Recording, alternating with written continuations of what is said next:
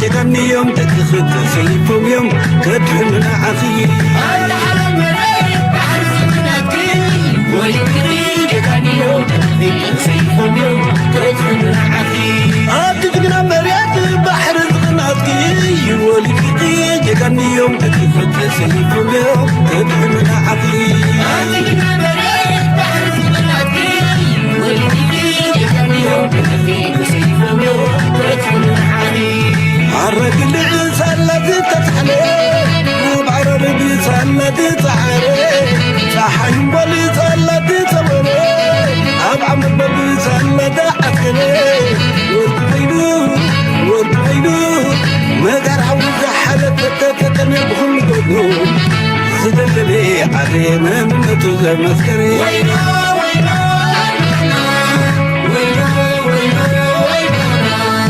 وصادق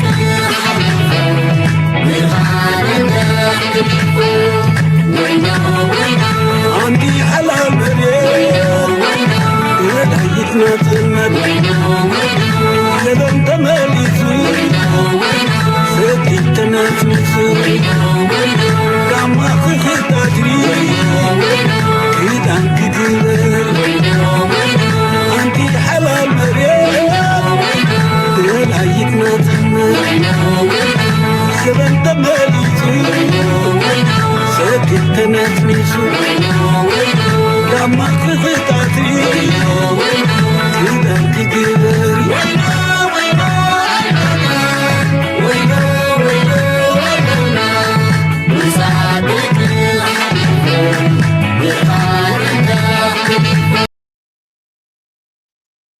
سلام تخطاتلتنا إذا channel كما يتخونوا تبوك تكونوا ناي وترو تمنيتنايو لومون كم وترو نخلو ميدياتات رينا فتشنا أقداسنا زلوهم كمهرونا كنكحونا كنفلطو من كنستوعلو لهم زلنا زبلنا يوم وانا ويا بتاعت حزنانا بهم دبخيلنا لنا كسام موداتا مدبنا مسانا كتصون هدما بتاعتنا نقدمكم عمنا لو متحستو بفلاي أمريكا دونالد ترامب أبتعت مرحنتنا دونالد ترامب بزح نوصفت إيران عبي كفان لوتي أوشت عدم كون كله نعلم درجة دما استفلالي سمعتات كفتر زخل كونتات نرلنا بفلاي أبزوانزي ناي دونالد ترامب كابينة ناس رياب زخدو لزلو أو بوغ يريد ما تزلو مهنياتو انت عين السبات أبسلت أن يمسألو انت عين بوليسي كم زهلو وكنا قريم بفلاي أبزوبانا تنهينا أبنريو جبتي أبزوانزي مقابريا ناي دونالد ترامب كتكون دونالد ترامب أبي أجندا ناتو أما كلاي مبرق انتاي كم زغل زغلت حدا أقداس أرتيكل وتيني راب فورين بوليسي زبهال أزيد ما نزوبانا العلا قداس نتكلويو سنحين لكن رغبينا درو إثيوبيايان كمان بزعبوك زارب جميرا مالو لايك مقبار سبورت مقبار كسامو داتا مسانا مسنح قداس نتالو دونالد ترامب أتحازون تدي يتصبيقنا زعلمنا كابزا لاتنا بحدقاهم كوزدا خمزغل زبلوكي لاتاتنا أمريكا سكن نسمع مجمريا دهريو عبتناي وشتاو بوليتيكو ممكن رينا. What you are seeing, this new Trump administration, what do you expect it to do about this third world war that we're facing, where you've got Russia, China, Iran, North Korea, all helping each other, whether it's the invasion of Ukraine, attacking Israel, backing China's claims to Taiwan? What direction are you seeing? So تعتون تايزلو أبزوانزي alliances ويون زندناتات نصورنا خوني مصلو مونغو ناترفي خيدالو زيادة عن أمريكا دما سكات كوين وازلو أمريكا تخوض زلا كنتات كتباناتا أمن حمق سلو زلا قلت رايدي كوني اتهم نعاي مكانا قنتيا اتبلوم زلا فلاي أمانغو راشان چاينان زخي زلو كربتن امكواتن نايزن دناناتهم قبل عليو دما ست رايدي كوني سمين كوريان إيرانن ون وتحدراوي قطباوي عبيت نامتا نابتن كلت هاجرات دما أزيه ناتتصقع بقطبا بوتحدراوي عيني سلاز خدات زلو أمريكا دما نزيم كلن بحادة نببينن كمان كتمكتن تشجر زلا بملاتن دما بعمقت بحادة بزخدالو زلو بينات تترفلا اتوم نسا مشارقتات بلوم زنبرت إيروبا دما أيكونن حجزوا ننفسهم كمان كونو زي كلنا خوني مصلو بفلاي بعين وتحدراوي مختريو خلقا مهنياتو زلنا يا مدرخ نكوينات مدلاونا يكوينات يوم زبلوزي ريلي أبتي زعبي يكوينات كأنه مبصحكا زقبار زولو مدلاواتنا إذا مدلاوات إذا دما أمريكا نابكوينات كي تخيد زقبرا قدايون خون خلي مهنياتو عقمة سلت مزن زلا هذا عبي جنرال زنبرين أمريكا سمعوا كزارب كله. What direction are you seeing? We are in my judgment, a pre-war era. And I mean that these four countries that you named are collaborating, coordinating together, undermining the United States and like-minded democracies so they can influence and take control of the world. And they become considerably more aggressive and assertive these last 4 years. And the reason is they believe American leadership is weak and believe American leadership doesn't have the political will to confront it. President Trump, by being elected last Tuesday, has already forced all four of those countries to reassess. President Trump, I believe, very quickly on the international stage. ሕጂ እንታይ እዩ ዝብል ዘሎ እዚ ሰብ እዚ ናይ ቀደም ጀነራል ናይ ኣሜሪካ ዝነበረ እዩ ኣሜሪካ ኣብ ትሕቲ መርሕነት ናይ ጆ ባይደን ስለ ዝተናዓቀት ድኽምቲ ምዃና ስለ ዘረኣየት ብዙሓት ሓይልታት ኣንጻር ኣሜሪካ ድሌቶም ንክገብሩ ክኢሎም እዮም እዚ ድማ እቲ ዳርጋ በዚ ሕጂ ዘለና እንተኸድና ንኣሜሪካ ወታደራዊ ዓይኒ ቻለንጅ ክገብርዋ ዝኽእሉ ሃገራት ከም ዘለውን ብዙሓት ኪላታት ከም ዝብሎ እውን ንኣሜሪካ ብተግባር ክስዕርዋ ዝኽእሉ ሓይልታት እውን ከም ዘለው እዚ ኸ እንታይ ዘርኢ ኣሜሪካ ሕጂ መሪፃቶ ዘላ ንዶናልድ ትራምፕ እውን ምልክት ናቱ ምዃና ኣሜሪካ ኣብቲ ናይ ቀደም ሓይላ ንክትምለስ ተኮይና ሓይላ ክትሃንፅ ስለ ዘለዋ ንዑ ንክትሃንፅ ተኮይና ድማ ካብዘ የድልያ ሓሸውየ ክትወፅእ ክትክእል ኣለዋ ሕጂ ሓንቲ ካብዚ እቲ ቤዝ ናይ ዶናልድ ትራምፕ ቤዝ ሕጂ ዘሎ ስትራቴጂ ናቱ እንታይ ክገብር ክፍትን ዝበሃል ዘሎ ኣብ መንጎ ራሽያን ቻይናን ዘሎ ዝምድና ክበትኮ ወይ ከዓ ከዳኽሞ ክኽእል ኣለዎ ክልቲአን ብሓደ እንትሕሩ ኮይነን ክገጥምዎን ኣይክእሉን እዮም ክስዕርዎን ኣይክእሉን እዮም ምክንያቱ ንሓንቲ ንበይና ራሻ ምስ ብዙሓት ሃገራት ተጎራቢታ መፅኣ ኣሜሪካ ኣብ ዩክራይን ወላ ሓንቲ ክትገብራ ኣይከኣላትን ኣላ ወታደራዊ ዓንተር ምዃና ራሻ መስኪራ ኣላ ቻይና ድማ ኣሜሪካ ዝኩሉ ረሓፃ ገሊኡ ኣፅዋራታን ሓይላን ገሊኡ ኣብ እስራኤል ኮይኑ ኣብ ጋዛ ናብ ሊባኖስን ምስ ኢራንን እናተተፋነነ ክጠፍእ ከሎ ካብኡ ዝበዝሐ ድማ ኣብ ዩክራይን ምስ ራሻ ታፅዋር መኻዚኖ ናታ ዳርጋ ጥራዩ ኣብ ዝሰርፈሉ ዘሎ ቻይና ነዚ ኩሉ ኩነታት እናተዓዘበት ኣብ ሪያሊቲ ኩነነት ናይ ኣሜሪካ እንታይ ከም ዝመስል ናርኣየት ወታደራዊ ዓቕምናታ ብዝቐልጠፈ መንገዲ ትዓቢ ስለ ዘላ ንቻይና ኣይኮነን ምስ ራሽያ ተፀጊዓ ኮይናትካ በይና ከማን ኣይከኣልኒ ኣብ ዝበሃለሉ ዘሎ ናይ ግድን ስትራቴጂ ክቕይሩ ይግደድ ኣለው እዚ ግን ቀሊል ክኸውን ኣይኮነን እቲ ኣሜሪካ ተሓስቦ ዘላ ዶናልድ ትራምፕ ንባዕሉ ንነዊሕ ክሓስብ ዝኽእል መራሒ ይኮነን እዩ ዝበሃል ወላ እኳ ንኣሜሪካ ንግዚኡ ክጠቕማ ዝኽእል ተኾነ ስትራቴጂክ ቲንከር ኣይኮነን ኣብ ነዊሕ ኣሜሪካ ከመይ ኢላ ክትከይድ ትኽእል ባላ እዚ ጀነራል በዓሉ ይእመን ይሃብኩሙ Will set a framework that he is not going to tolerate this continued aggressiveness and assertiveness to undermine the United States and our like-minded democracies. Right away, we begin to reset the table and start to establish some deterrence. I totally hear you on that point. I think it's spot on, except it runs at variance with Trump also suggesting that America will not be participating in any wars, which that it cuts away from the deterrence. Now, Russian President Vladimir Putin, he's done exactly what you've just said, is reassessed it, decided that Trump will try to win the war in Ukraine when he's sworn in as president in 2 months' time, and seems to have quickly stepped up his attack to force out Ukrainian troops in the bit of Russia they've taken over around Kursk. Now, he's worried that Trump is going to say, whatever territory you've got, guys, that's what you're going to keep, but you stop now. He's so desperate, Putin, that he's got his soldiers attacking in virtual human waves, getting blown up in... ሕጂ እንታይ እዮም ዝብሉ ዘለው ዶናልድ ትራምፕ ነገራት ብዕምቆት ከይተረደ ወይ እውን ነቲ ነገራት ከምቲ ናይ ኣሜሪካ ብድሕሪ መጋረጃ ዘመሓድር ዝደልዮ ከይከይድ ይኽእል እዩ ሓደ ካብኡ ድማ ቭላድሚር ፑቲን ኣተሓሳስባ ወይ እውን ንርእሲ ናይ ዶናልድ ትራምፕ ፅቡቅ ገይሩ ካልኩሌት ክገብሮ ዝኽእል እዩ ሓደ ካብኡ ድማ ዶናልድ ትራምፕ ኣብ ስልጣን ኮፍ ኣብ ዝበለላ ግዜ ዝሓዝኩም ሕዝኩም ኣብቲ ዘለኹሞ ደው በሉ ሰላም ግበሩ ክብል ይኽእል እዩ ቭላድሚር ፑቲን ነዚ ስለ ዝፈልጥ ድማ ኣቐዲሙ ዶናልድ ትራምፕ ናብቲ ኩርሲ ከይመፅእ ከሎ ዘድልዮ ቦታታት ንዩክራይን እናፀራርገ ቦታታቱ ክሕዝ ይፍትን ኣለዎ ስለዚ ዶናልድ ትራምፕ ክንዲ ምንታይ ንዩክራይን ክጠቕማ ይኽእል እዮም ዝብሉ ዘለው እቲ ናይ ዩክራይን ጥራይ ሕቶ ኣይኮነን ዶናልድ ትራምፕ ኪኑ እንታይ ክጥምት ትኽእል ዝብል ሕቶ እውን ኣብ ተደጋጋሚ ዝለዓል ዘሎ እዩ ኣብ መንጎ ምናልባት ኣብዚ Tom generalatu natom nugus gusgus generala ስለዝኾነ years later than Putin he was dealing with is very different. He is a wartime commander and he's got his economy on a war footing. I want the administration to understand it has to happen, and I think it is likely to happen. You know, I have really respect for your views, but I also know that President Trump respects you. He has twice asked you to be Secretary of Defense. He's given you the Presidential Medal of Freedom. You've talked to him at length about what needs to happen. The analysis you've just given is very different to the one that some of in his camp are saying, particularly idiots like Tucker Carlson. سنتايم زبل زلو بحفشة ندونالد ترامب منك من الله يخل مخنياتو تن حجراتياتن معزنتن نحيلة وتهدراو قربتن نحيلة يقيدالو نحنا عجن توم ديمقراطية بهال هجرات دونالد ترامب نبينو أمريكا كنسلا أمريكا فيرست ما جاي زبل زلو سلازي تيجي برا شركتاتن حيلن الناتا داخمك خيد خلي أبزمت 4 عامات سلازي نسخة دونالد ترامب كم سمعك زي تم خريقة ويون نبتنا أوروبا ناي أستراليا كله حبرات كوينو بحيلي أنصار جاونا تشاينا تطعون خبل زي تقبرلنا النابلو يمزلو من وزلو بحفشة أوروبا كمون أمريكا تقليد دبهال ناي دونالد ترامب ممرات شنكاتي فتير لهم زلو زغا هذا كابو التين الساتم زدلي وزلون علم تخد زلان نبين سلوزغوني نزيارة يهج Russia trade is expected to reach new heights this year. However, experts caution that the return of Donald Trump might bring more risks to bilateral trade. Also, Russia is having a harder time selling items to China. The reason? Prolonged Western sanctions on Russia, which are leading. እንታይ ትብል ዘኒ ኣብ መጀመርያ ንግዲ ኣብ መንጎ ቻይናን ራሽያን ዘሎ ኦል ታይም ሃይ ካብ ዓመት ናብ ዓመት ነቲ ንቅድሚ ዓመት ዝነበረ ሬኮርድ እናሰበረ ዝኸይ ዘሎ ዕብየት ናይ ንግዲ ኢና ንርኢ ዘለና ቻይና ድማ ኩሉ እቲ ኣሜሪካን ኤውሮጳን ዘፈራርህዎ ዘለዉ ተረዲኣቶላ ትገይም እቲ ናይ መወዳእታ ክገብርዎ ዝኽእሉ ዕዳጎም እዮም ክዓፅውኑ ዝኽእሉ ዕዳጎም ተዓፂዮምና እንታይ ክንገብር ንኽእል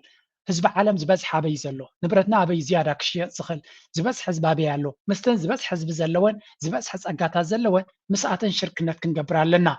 ክብሉ ከለዉ ምስ ራሽያ ምስ ህንዲ ምስ ኢንዶኔዝያ ምስተን ኩለን ኣዝያን ዝበሃላ ዘለዋ ታይላንድ ድዩ ማሌዥያ ድዩ ቪየትናም ድዩ ብራዚል ድዩ ሃገራት ኣፍሪካ ብሙሉእ እቲ ኮንቲነንት ግብፂ ድዩ ስዑድ ዓረብ ድዩ ኩላቶም ንዚኣቶም እቲ ንግድናቶም ዕምቆት እናወሰኽሉ ይኸዱ ኣለዉ ንብረት ናይ ቻይና ድማ ብዋጋ ርትዓዊ ስለ ዝኾነ ኣሜሪካን ኤውሮጳን ጥራሕ ዘይኮነስ ዝበዝሕ ህዝቢ ዓለም ክገዝኦ ዝኽእልን ክገዝኦ ዝደልን እዩ ኳሊቲ ናቱ ድማ እናተማሓሸ ይኸይድ ስለ ዘሎ ተደላይነቱ ብመንጥር እናዓበየ ይኸይድ ኣሎ እንታይ ኢና ንርኢ ዘለና ቻይና ኣሜሪካ ዲካፕል ክንገብር ኢና ዲሪስክ ክንገብር ኢና ካብ ቻይና ክንእለ ኣለና ኢሎም ብኣፎም ክፍክሩ ውዕሉ ቻይና ኸ ብተግባር ገይሮም እየ ካብቲ ናይ ኣሜሪካ ተፀጋዕነትን ወይ እውን ናይ ኣሜሪካ ፅልዋ እናጉደልዎ ይመፁ ኣለዉ ምክንያቱ ዶናልድ ትራምፕ መፅኡ ክገብሮ ዝኽእል ስጉምቲ ኣቐዲሞም ስለ ዝፈልጥዎ ዝነበሩ ኣብ ቀዳማይ ፕሬዚደንትነቱ ርዮሞ ስለ ዝነበሩ ካብቲ ሽዑ ክሳብ ሕጂ ነቲ ናቶም ተፀጋዕነት እናጉደልዎ ንግዲ ናቶም ድማ ኣብ ካልእ ቦታ እናዓበየ ይኸይድ ኣብ ዝሓለፈ እንታይ ኢለኩም ነይረ ትሬድ ሰርፕላስ ናቶም ወይ እውን ኣብ ንግዲ ዝገብርዎ ዘለዎ መክሰብ ናብ 1 ትሪልዮን ክኣቱ ከም ዝኽእል እዚ ዓመት ዝተተሚነ ኣሎ እዚ ከዓ ኣብ ታሪክ ተሰሚዑ ዘይፍለጥ ሬኮርድ ናምበር ኢና ንዛረብ ዘለና ብመንፅር ድማ እቲ ቁጠባዊ ጭዋዳ ናይ ቻይና ክትከተብሎ ትኽእል ኣብ መንጎ ራሽያን ቻይና ዝግበር ዘሎ ድማ ወታደራዊ ጥራይ ዘይኮነስ ንግዲ ሽርክነት ረብሓ መሊሱ እናተጠናነገ ይኸይድ ኣሎ ነዚ ንክትብትን ድማ ኣዝዩ ከቢድ ብድሆ እዩ To delayed payments. October showed a 26.7% increase in Chinese exports to Russia, the fastest jump in nearly a year. Russia-China trade in the first half of 2024 reached $202.2 billion, up 2.8% over the same period last year. China is fast emerging as a major electronics and car supplier for Moscow. So እንታይና ንርኢ ዘለና ብሓፈሻ ኣብ መንጎ ቻይናን ራሽያን ዝምድና እናዓበየ ይኸይድ ኣሎ ኣብ መንጎን ዘሎ ሽርክነትን ንግድን እናዓበየ ክኸይድ ከሎ ድማ ከምተን ቀንዲ ዘወርቲ ናይ ብሪክስ ንሳተን ዝገብርኦ ንግዲ ነተን ካልኦት ብሪክስ ድማ ዝዕድም እዩ እዚ ከዓ እንታይ ይፈጥር ኣሎ ዓለምና ካብቲ ናይ ኣሜሪካ ዕብለላ ብንግዲ ይኹን ብካልእ እውን ንክትወፅእ ካልእ መንገዲ ንክትረክብ ይደፍኣ ከም ዘሎ ምክንያቱ መጠን ንግዲ ካብ ኣሜሪካ ወፃኢ እናዓበየ ዝኸደ መጠኑ ድማ ካልእ ኣማራፂ ናይ ፔይመንት ድዩ ካልእ ሲስተም ንክደልዩ ይግደዱ ኣለዉ ኣሜሪካ ድማ መጠን ንሳ ድሕሪት ኣብ መንጎ ሃገራት ዘይምህላዋ ኣብቲ ንግዲ ክትቋፀረሉ ኣብ ዘይትኽእል ደረጃ ትበፅሖ ዘላ መጠኑ ዓለም ካብኣ ተኣልዮም ንክነብሩ ከም ዝኽእሉ ዝበርሃለዎም ዘሎ እዚ ከዓ ነቲ ፀብለልትነት ናይ ኣሜሪካን ኤውሮጳን መመሊሱ ዘጉድል እዩ እዚ ድማ ፀቕጢ ዝፈጥረሎም እዩ ሓደ ኣብዚ ክትፈልጥዎ ዘለኩም ኩሉ ሰብ ክመሃረሉ ዘሎ እዚኣ ዘረባ ዝከስምዕዋ ክንዲ ምንታይ ዘይ ምዕሩይነት ከም ዘሎ ኣብ ዓለምና ክትፈልጡ As President of the UN Security Council from the head of the International Court of Justice, ICJ, and the head of the ICJ wanted to come and brief the UN Security Council on what the ICJ is doing. I said, great. The World Court wants to talk to UN Security Council. The World Court is the world's most powerful judicial body, although it doesn't have capacity to implement its decisions, but it is respected. And then you have እዚ ፕሮፌሰር ማሕቡባኒ ዝበሃል ሲንጋፖርያዊ ኮይኑ ሓደ ካብቶም ሊቃውንቲ ብዙሕ ግዜ ዘምፅኦ እዩ ሓንቲ ታሪክ ክዛዕከልል ከሎ ኣብዚኣ ዕላል እዚኣ ሓንቲ ዛንታይ ዝነግር ንሱ ድማ ናይ ዩኤን ሴኩሪቲ ካውንስል ፕሬዚደንት ከሎ ኣብ 2002 ዘጋጠመ እዩ ነቲ ናይ ኢንተርናሽናል ኮርት ኦፍ ጃስቲስ ዝበሃል ተዛዓበየ ቤት ፍርዲ ናይ ዓለምና ዝበሃል ንሱ ሓደ ግዜ ኣብ ሴኩሪቲ ካውንስል ድምፁ ከስምዕ ክመፅእ ኢሉ ናብታ ፕሬዚደንት ዝነበሩ ኩሉ እዚ ነቶም ኣባላት ሃገራት መደረ ከስምዕ ኣብኡ ክዛረብ ደልየ ኣለኹ ምስ በሎ ናቲ ቤት ፍርዲ ኣባላት ናይቲ ቤት ፍርዲ ከምኡ ምስ በሉኒ ኦኬ ፀገም የብሉን ኢለ እቶም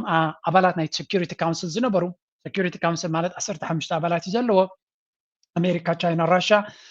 ፈረንሳን ዓዲ እንግሊዝን ድማ ቪቶ ፓወር ኣለዎን እዚ ኩለን ነቶም ኣባላት ኣምባሳደራት ስለንፋለጥ ኣብ ሓንቲ ኦፊስ ረኺበ እምበኣር ሎሚ ናይቲ ኢንተርናሽናል ኮርት ኦፍ ጃስቲስ ሓለፍቲ መፂኦም ኣብዚ ክዘራረቡ ዕድል ሃበና ኢሎም ንለው ንዓና ዝኾነ መደረ ከስምዑ እዮም ኦኬ ለየም ኣለኹ እንታይ መስለኩም ምስ በልኩም ዝበልውኒ ክትሰምዑ ኢኹም ኢልዎ እጂ ናይ ብሓቂ ክንዲ ምንታይ ኣሜሪካ ንነገራት ብድሕሪ መጋረጃ ተቆፃፃሪት ሃገር ምዃና The UN Security Council, which is by far the most powerful organization in the world, because only the UN Security Council is the only international institutions that can make decisions that are binding and mandatory on all 193 countries. So the UN Security Council can serve as the government of the world in some ways. So I said, great, the head of the World Court wants to come and brief wants to brief the Security Council. እቲ ሴኩሪቲ ካውንስል ዝበሃል ድማ ሓቂ ንምዝራብ ናይ ዓለም መንግስቲ እውን ክትብሎ ትኽእል ኢኻ ምክንያቱ እቲ እንኮ ንዓለም ምሉእ ክፀሉ ዝኽእል ፖሊሲ ዝገብር ድማ ሃገራት ድማ ከተግብርዎ ግዴታ ዘለወን እገዳን ተወሪድልካ ኩለን ሃገራት ብግዲ ክኽተልኦ ዘለወን ነገር ኢና ንብል ነና ኣብዚ እዋን እዚ ኳላት ሴኩሪቲ ካውንስል እውን ትርጉም የብሉን ምክንያቱ እተን ሱፐር ፓወርስ ንሓትሕደን ይተፋነና ስለ ዘለዋ ግን ብዛዕባ ተዛንቱ ንእሽተይ ክንሰምዖ smaller, and 15 of us sit around a horseshoe table and we discuss. So I said to my fellow 15, to the other 14 ambassadors, I said, good news, the President of the World Court wants to brief the UN Security Council. I hope we can welcome him. Most people said yes, all the countries said yes, but one country objected, United States. And so when the American representative said, no, we object to having a briefing by the World Court, we have issues with the World Court, I said, okay, so since you have a problem, and since this is a procedural issue on whether or not we should invite the President of the World Court, I said, let's have a vote to see whether or not. ኩለን ሃገራት ነዚ ፕሬዚደንት ናይቲ ኢንተርናሽናል ክሪሚናልስ ኮርት ክመፅእ ምስ በልኩም ኢንተርናሽናል ኮርት ኦፍ ጃስቲስ ክመፅእ ምስ በልኩም ICJ ይበሃል ኦኬ ኩላቶም ካልኦት ሕራይ ኢሎም ሓንቲ ሃገር ግን እምቢ ኢላትን ንሳ ድማ ኣሜሪካ ኣይንደልና ንሕና ንሱ ዝመፅእ ክዛረብ ኢሎም ንሲ ኦኬ እንድሕር ንስኻትኩም ጥራይ ደልዩ ኮይንኩም ካልኦት ሃገራት ዝደልዩ እንተኮይኖም ድምፂ እንደመንግበር ዝበዝሑ ዝደልዩ እንተኮይኖም ድማ ከነምፅኦም ንኽእል ኢና ወይ እውን ዘይደልዩ እንተኮይኖም ከዓ ንገድፎ ካብ ሓደ ዝበሎ ሰሚዕና ጠጠው ነብሎ ነቲ ነገርሲ ናብ ድምፂ ነውርዶ ምስ በልኩ እንታይ ኢሎም መረ ይስምዑ We should invite the President of the World Court. And the representative of the US is much smarter than me. He said, no. The question as to whether or not it's a procedural issue is a substantive issue. And therefore, the United States can veto that decision. Now, when the United States brings out its veto, I have no power. So I lost. So, سمعكم هذا؟ So, ኣይኮነን ኣብቲ ዓበይቲ ውሳኔታት ዝግበር ብቪቶ ድምፅና ታጠጠው ተብሎ ኮለ ግን ነቲ ሓሳብ ክብገስ ከሎ ነቲ ሓሳብ እንኮላይ ነዚ ሓሳብ ተቕርቦ ዘለኻ ቪቶ ስለ ዘለና ጠጠው ከነብሎ ኢና እቲ ቤት ፍርዲ ምስ መፀ ንዝብሎ ጥራይ ኣይኮናን ብቪቶ ናትና ጠጠው ነብል ኢሎም እሞ ታዲያ ነቲ ሓሳብ ንስኻ ተቕርቦ እውን ናብ ካልኦት ንኸይቀርብ ቪቶ ጌርና ጠጠው ከነብሎ ንኽእል ኢና ብምባል ክንዲ ምንታይ ሓይሊ ከም ዘለዋ እቲ UN ዝበሃል ክንዲ ምንታይ ኣሜሪካ ትደልዮ ዘይትደልዮ ነገር ንክገብር ኣዝዩ ከቢድ ምዃኑ ነዚ ዘምፃኹልኩም ልክዕ ቅድሚ ክንደይ ሰዓታት ብድጋሚ ኣብቲ ሴኩሪቲ ካውንስል ዘይኮነ ኣብቲ ጀነራል ካውንስል ዝበሃል ናይ UN ኩለን ሃገራት ኣድሚፀን ፈለስኤም ናፃ ዝኾነ ሃገር ንክህልዋ ወይ እውን ነብሳት ተመሓድረሉ ዕድል ክወሃባ ንዝብል ኩለን ሃገራት ዓለም ዝበዝሓ ሕራይ ክብላ ከለዋ እስራኤልን ኣሜሪካን ኣርጀንቲናን ሓደ 2-3 ኮራኹር ዝኾናን ጥራይ ኖ ኢለን ዝበዝሓ ሃገራት ግን ንፈለስጤም ደጊፈን ዝኻ እንታይ ዘርእየካ ክንዲ ምንታይ ዓለም ለኸ ኣንፃር ኣሜሪካ ተኸዶ ዘላ መንገዲ ኣንፃር እስራኤል ይኸይድ ከም ዘሎ ግን ኬትካ ዝመፅእ ለውጢ ከም ዘየለ ብሓፈሻ ናይ ዓለምና ኣካይዳ بتخكلني عملكم أنت تردينا تراي كردانا زغل. Okay, so much about the world politics. هجي أبتي practical زفت أمزلو كناتات كناتو. هذا كابتي نميديا completely تقاطعير وزلو قدينا دونالد ترامب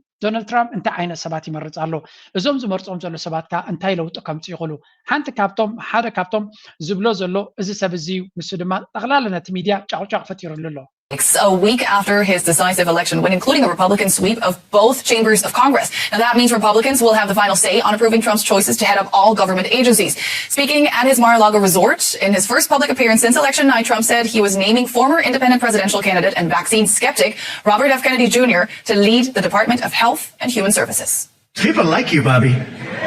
Don't get too popular, Bobby. You know, you've reached about the level. Now, we want you to come up with things and ideas and... So Donald Trump እንታይ ይገብራሉ ኣብ ኣሜሪካ ፈርስት ኦልዌይስ ዝብል ኮንፈረንስ ኣብቲ ናቱ ሪዞርት ዝተገበረ ኣብኡ ተሳቲፉ ንሓደ ኣዝዩ ኣገዳሲ ሰብ ንናይ ኣሜሪካ ጥዕና ውድብ ጥዕና ናይ ኣሜሪካ ንክመርሓሉ መሪፅዎ ከም ዘሎ ንሱ ድማ መጀመርያ ለት ስታርት ዊዝ እቲ ብሬኪንግ ኒውስ ነቲ ኒውስ ክዝርግሕዎ ዘለዉ ክዛረብሉ ከለውን ክንዲ ምንታይ ከግርዑ ከም ዝጀመሩን ምክንያቱ እዚ ምርጫ እዚ ሓደ ካብቶም ዘርዓዶም ነገር እንተሎ እቲ ሜይንስትሪም ሚድያ እዩ እቲ ሜይንስትሪም ሚድያ ድማ ምክንያት ኣለዎ ስለምንታይ ክንዲዚ ካብዚ ግለሰብሲ ክፈርህን ክስንብድን ከም ዝመረፀ so listen now carefully. I have to turn to some breaking news, though. Sources tell NBC News that the president-elect, Donald Trump, is expected to pick Robert F. Kennedy Jr. to be the Secretary of Health and Human Services. Trump had previously promised RFK a, quote, big role after RFK abandoned his independent bid for president and endorsed Donald Trump. The New York Times describes him like this, as a, quote, environmental lawyer who has no medical or public health degrees and has promoted... እዚ ሓደ ካብቲ ነቲ ኣሜሪካ ጫው ዘብሎ ዘሎ ምርጫ ወይ እውን ምምራፅ ናይ ሓደ ናይ ጥዕናዊ ቤት ፅሕፈታት ናቶ ናይ ኣሜሪካ ማለት እዩ ነቲ ሄልት ሰርቪስስ ዝበሃል ኩሉ እቲ ናይ መድሃኒት ኣፕሮቭ ዝገብሩ ንክታበታት ገለመለ ነቲ ናይ ምግቢ ናይ ኩሉ ሓላፊ ኢቨን ካብቲ ናይ ፔንታጎን ሚኒስትሪ ምክልኻል ንላዕሊ ባጀት ዘለዎ ክሳብ ከባቢ 2 ትሪልዮን ዝበፅሕ ባጀት ዘለዎ ኢንስቲትዩሽን እዩ RFK ንክመርሖ መሪፅ ረቑሕዎ ዘሎ ዶናልድ ትራምፕ እዚ ከዓ RFK እንታይ ምዃኑ ንፈልጦ ኢና RFK ማለት ነቲ ናይ ኣሜሪካ ኣካይዳ ናይ ጥዕና ኣመጋግባ ነቲ ቢግ ፋርማ ዝበሃል ድሮ እዛ ዜና እዚኣ ምስ ወፀት እዛ ዜና ዶናልድ ትራምፕ ነዚ ረቑሕዎ ምስ ተባሃለ ብርክታት ናይትዮም በዓል ፋይዘር ሞዴርና ካልኦት ካምፓኒታት ብርክናቶም ክራሽ ገይሮም ከሎ ብስምባደ ጥራይ ኢንቨስተርስ ከነቲ ብርክቲ ብቅፅበት ክሸጥዎ ጀሚሮም ምክንያቱ RFK ከመይ ገይሩ ክሓርሞም ከም ዝኽእል እዚ ሰብ እዚ እንተተዓዊቱ ኣብ ኣሜሪካ ትቕመጡ ሰባት ናይ ብሓቂ ንደቅኹም ብፍላይ ድማ ሰብ ሓዳር ዝኾንኩም ወሊድኩም ዘለኹም ንደቅኹም ፅቡቅ ነገር ከጋጥሞም ይኽእል እዩ ብዘይገድስ ነቲ ፐርሰናል ነቲ ሰብ ትፈትዎ ዳይ ትፈትዎን ካልኣርሲ ግን ንደቅኹም ፅቡቅ ነገር ከጋጥሞም ይኽእል እዩ ምክንያቱ ኣብ ኣሜሪካ ሩይ ዝኾነ ሕማቕ ኣካይዳ ከም ዘሎ እዩ ዝንገር ንጥዕና ኣስዋይቲ ህዝቢ ድማ ጥዕና ናቱ ብመንፅር ናይዘን ሃብታማት ሃገራት ዝበሃላ ዝሓመቐ ጥዕናን ከምኡ ድማ እቲ ላይፍ ኤክስፔክተንሲ ዕድመ ምንባር ናቶም እውን ዝደኸመ ምዃኑ ዝወሓደ ምዃኑ እዩ ዝንገር እዚ ሰብ እዚ ምምራፁ ድሮ ነቲ ኤስታብሊሽመንት ዝበሃል ነቲ ናይ ሄልት ኢንስቲትዩሽንስ ልቦም ኣጥፊሎም ኣሎ ምክንያቱ ብክኦም ፅቡቅ ገይሩ ዝፈልጦም ፅቡቅ ገይሩ ድማ ክሓርሞም ዝኽእልን ንህዝቢ ኣሜሪካ ድማ ብትክክል ከገልግል ዝኽእል ሰብ እዩ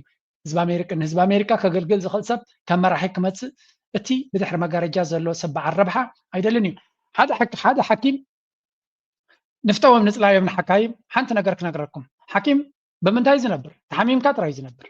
እዚ ሓሚምካ ይነብርኒ ሓኪም ግደፎ ፋርማሲስት መድሃኒት ምግዛእ እንተቋሪፅካ እንታይ ኸም ትካል ዓፅዩ ክኸይድ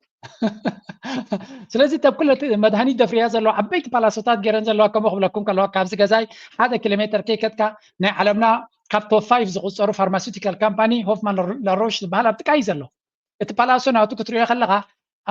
105 ሜትሮ ዝኸውን 205 ሜትሮ ዝኸውን ፓላሶ ሰሪሖም ኣለዉ እቲ ዝነውሐ ኣብዚ ኣነ ዝቕመጠሉ ከተማ ካበይ መፅኡ ዝገንዘብ ሰብ ስለ ዝሓምም ዘሎ መድሃኒት ናሸጡ እዩ ሰብ ጥዕንኡ እንድሕር ሃልዩ እዚ ትካል እዚ ክሰርሕ ይክእል እዩ ስለዚ ጥዕና ናትካ ንስኻ ክትሓምም መሳርሒ ናይትዮም መድሃኒት ዘፍሩ እዮም ከምኡ ስለ ዝኾንካ ድማ ንክትሓምም እዮም ዘልዩኻ ምስ ሓመምካ ኸ ብትኽክል ክትሓዊ ደልዩኻ እዮም ሓቂ እዚ ኩሉ ግዜ ክትመላለሶም እዮም ዘልዩኻ መድሃኒት ዝቡኻ ሙሉእ ብሙሉእ ዘሕውየካ ዘይኮነ ናብቲ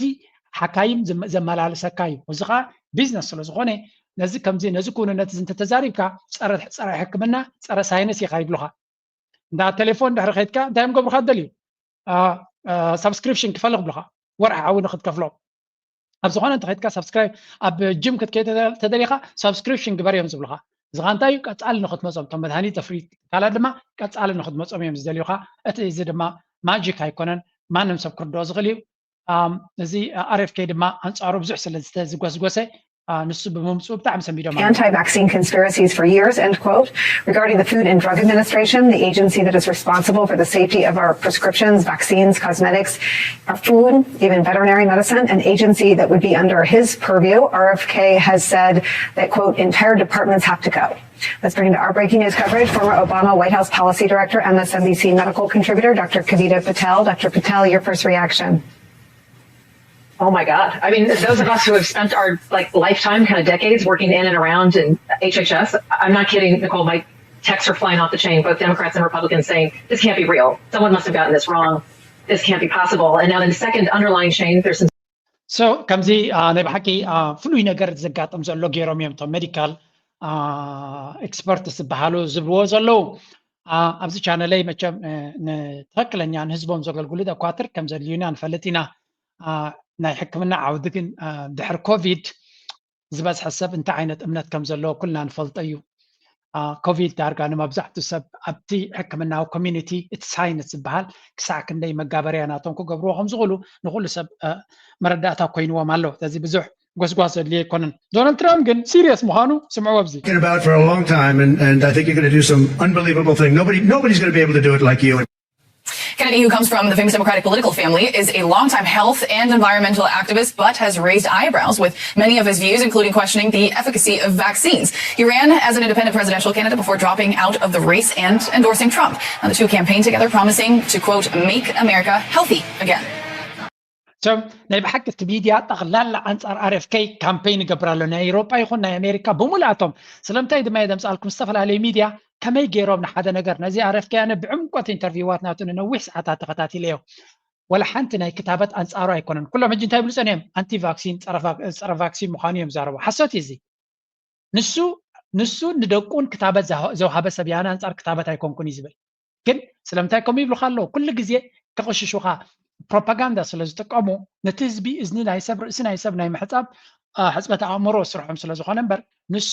ኣነ ንክታበት ኣንጻሩ ይኮንኩን እንታይ ዝደሊ ግን ኢሉ ክታበት ልክዕ ከም ካልእ መድሃኒት ትክክለኛ መርመራ ገይሩ ውፅኢታውነቱ ከረጋግፅ ክኽእል ኣለዎ ከምኡ ድማ ብሰንኪ እቲ ክታበት ዝኾነ ይኹን ፀገም ዝመፅእ እንተኮይኑ ሓላፍነት ክወስድ ኣለዎ እዚኣ ናተይ መርገፂ ኢሉ ትክክል ድማ መድሃኒት ሰሪሕካ ብዘይ ሓላፍነት ክሳብ ሕጂ ኣብ ኣሜሪካ በቲ ዘሎ ሕጊ ብሰንኪ እቲ ክታበት ዝመፅእ ፀገም ኣይሕተትሉን እዮም ቶም ካምፓኒታት ምክንያቱ ኣብ 1887 ሓደ ሕጊ ኣፅዲቆም ከምኡ ከይገብርዎ ስለ ዝመረፁ እዚ እንታይ ኢና ንርዳ ኣለና ብተደጋጋሚ እቲ ኣካይዳ ናይ ብሓቂ ንሰብ ክጎድእ ከም ዝኽእል ዲዛይን ዝኾነ ነገር ኢና ንርዳ ኣለና ነዚ ከስተኻኽሎ ዝኽእል ሰብ ምስ ተመረፀ ድማ ጫቕጫቕ ክብሉ ጀሚሮም ኣለዉ እዚ ኸ እንታይ ደርየካ ናይ ብሓቂ ዓለምና ናበይ ገፃ ትኸይድ ከም ዘላ ንምግማቱ ኣይጠፋካን We are the sickest country in the world, and this is the sickest generation of kids. We need to bring Donald Trump to Washington and make America healthy. And Stephen Beardsley of our election team joins me now. This was not a surprise, Stephen, was it? But it is controversial. Explain to our viewers why. Well, to be fair, in the weeks and days leading up to the election, the Trump administration was still Simple, clean life. ክልተ ነገራት ክነግረኩም እየ ኣብዚ ረእዩ ሓደ ነዚ ጉዳይ እዚ ኣብ መንጎ ኤክስፐርትስ ብዛዕባ እዚ ሰብ ዝክበኣሱ ከለዉ there's really no good reason why Bobby Kennedy, RFK Jr. should be HHS secretary. An advisor,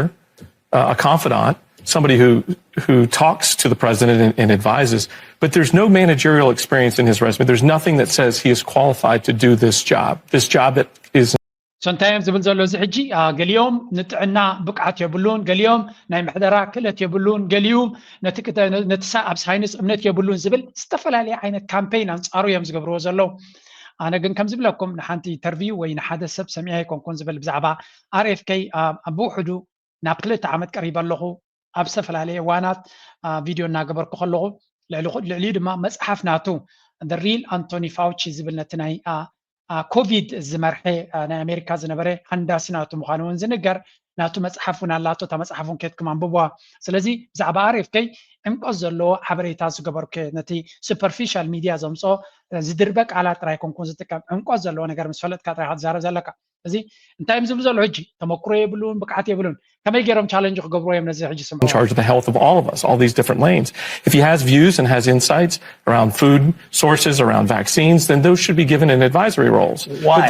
Well, because... Well, what were the qualifications of the previous ones? Well, I think it's important to always remember that you put yourself... Say that again? What were the management qualifications? I mean, Xavier Becerra... I'm not talking about the previous. I'm talking about... I'm looking forward. No, but you're calling into question whether he could actually do this job, and I think it's... Absolutely. I think America is now, and I think it's important to discuss. سنتاي بلولو ناي بحكي تشالنج ገይርዎ እቶም ቅድሚ ዝነበሩ እንታይ ስልጣን ስለ ዝነበሩ እንታይ ዓይነት ትምህርቲ ናይ ማኔጅመንት ስለ ዝነበሩ ሚኻቡ ኮፍ ጌርካ ኣሜሪካ ስለምታይ ኣብ RFK ክኾን ከሎ ብፍሉይ ረቋሒታት ክትገብሩ ክኢልኩም በንጻሩ እቲ RFK ኣብዚ ናይ PhD ዘለዎ ምሁሪው ናይ ኢንቫይሮንመንት ሎየር እዩ ጠበቃ እዩ ነዚ ኮርፖሬሽንስ ከመይ ገይሮም ሕብረተሰብ የበላሽው ጽቡቅ ገይር ዝፈልጥ እዩ ልዕሊ ኩሉ ድማ ፍሉይ ትምህርቲ የድልየካ ንኣብነት ሓደ ግዜ ኣለዉ እዞም ናይ ሕክምና ምሁራት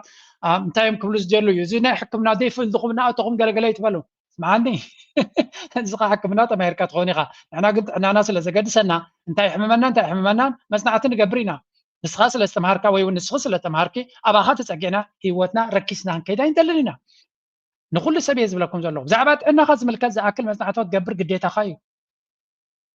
ዶክተር ኢልኒ ወይ ሓኪም ኢልኒ ንሓኪም ክንኣምን ኣለና ፅቡቅ እዩ ግን ናትካ further studies ናትካ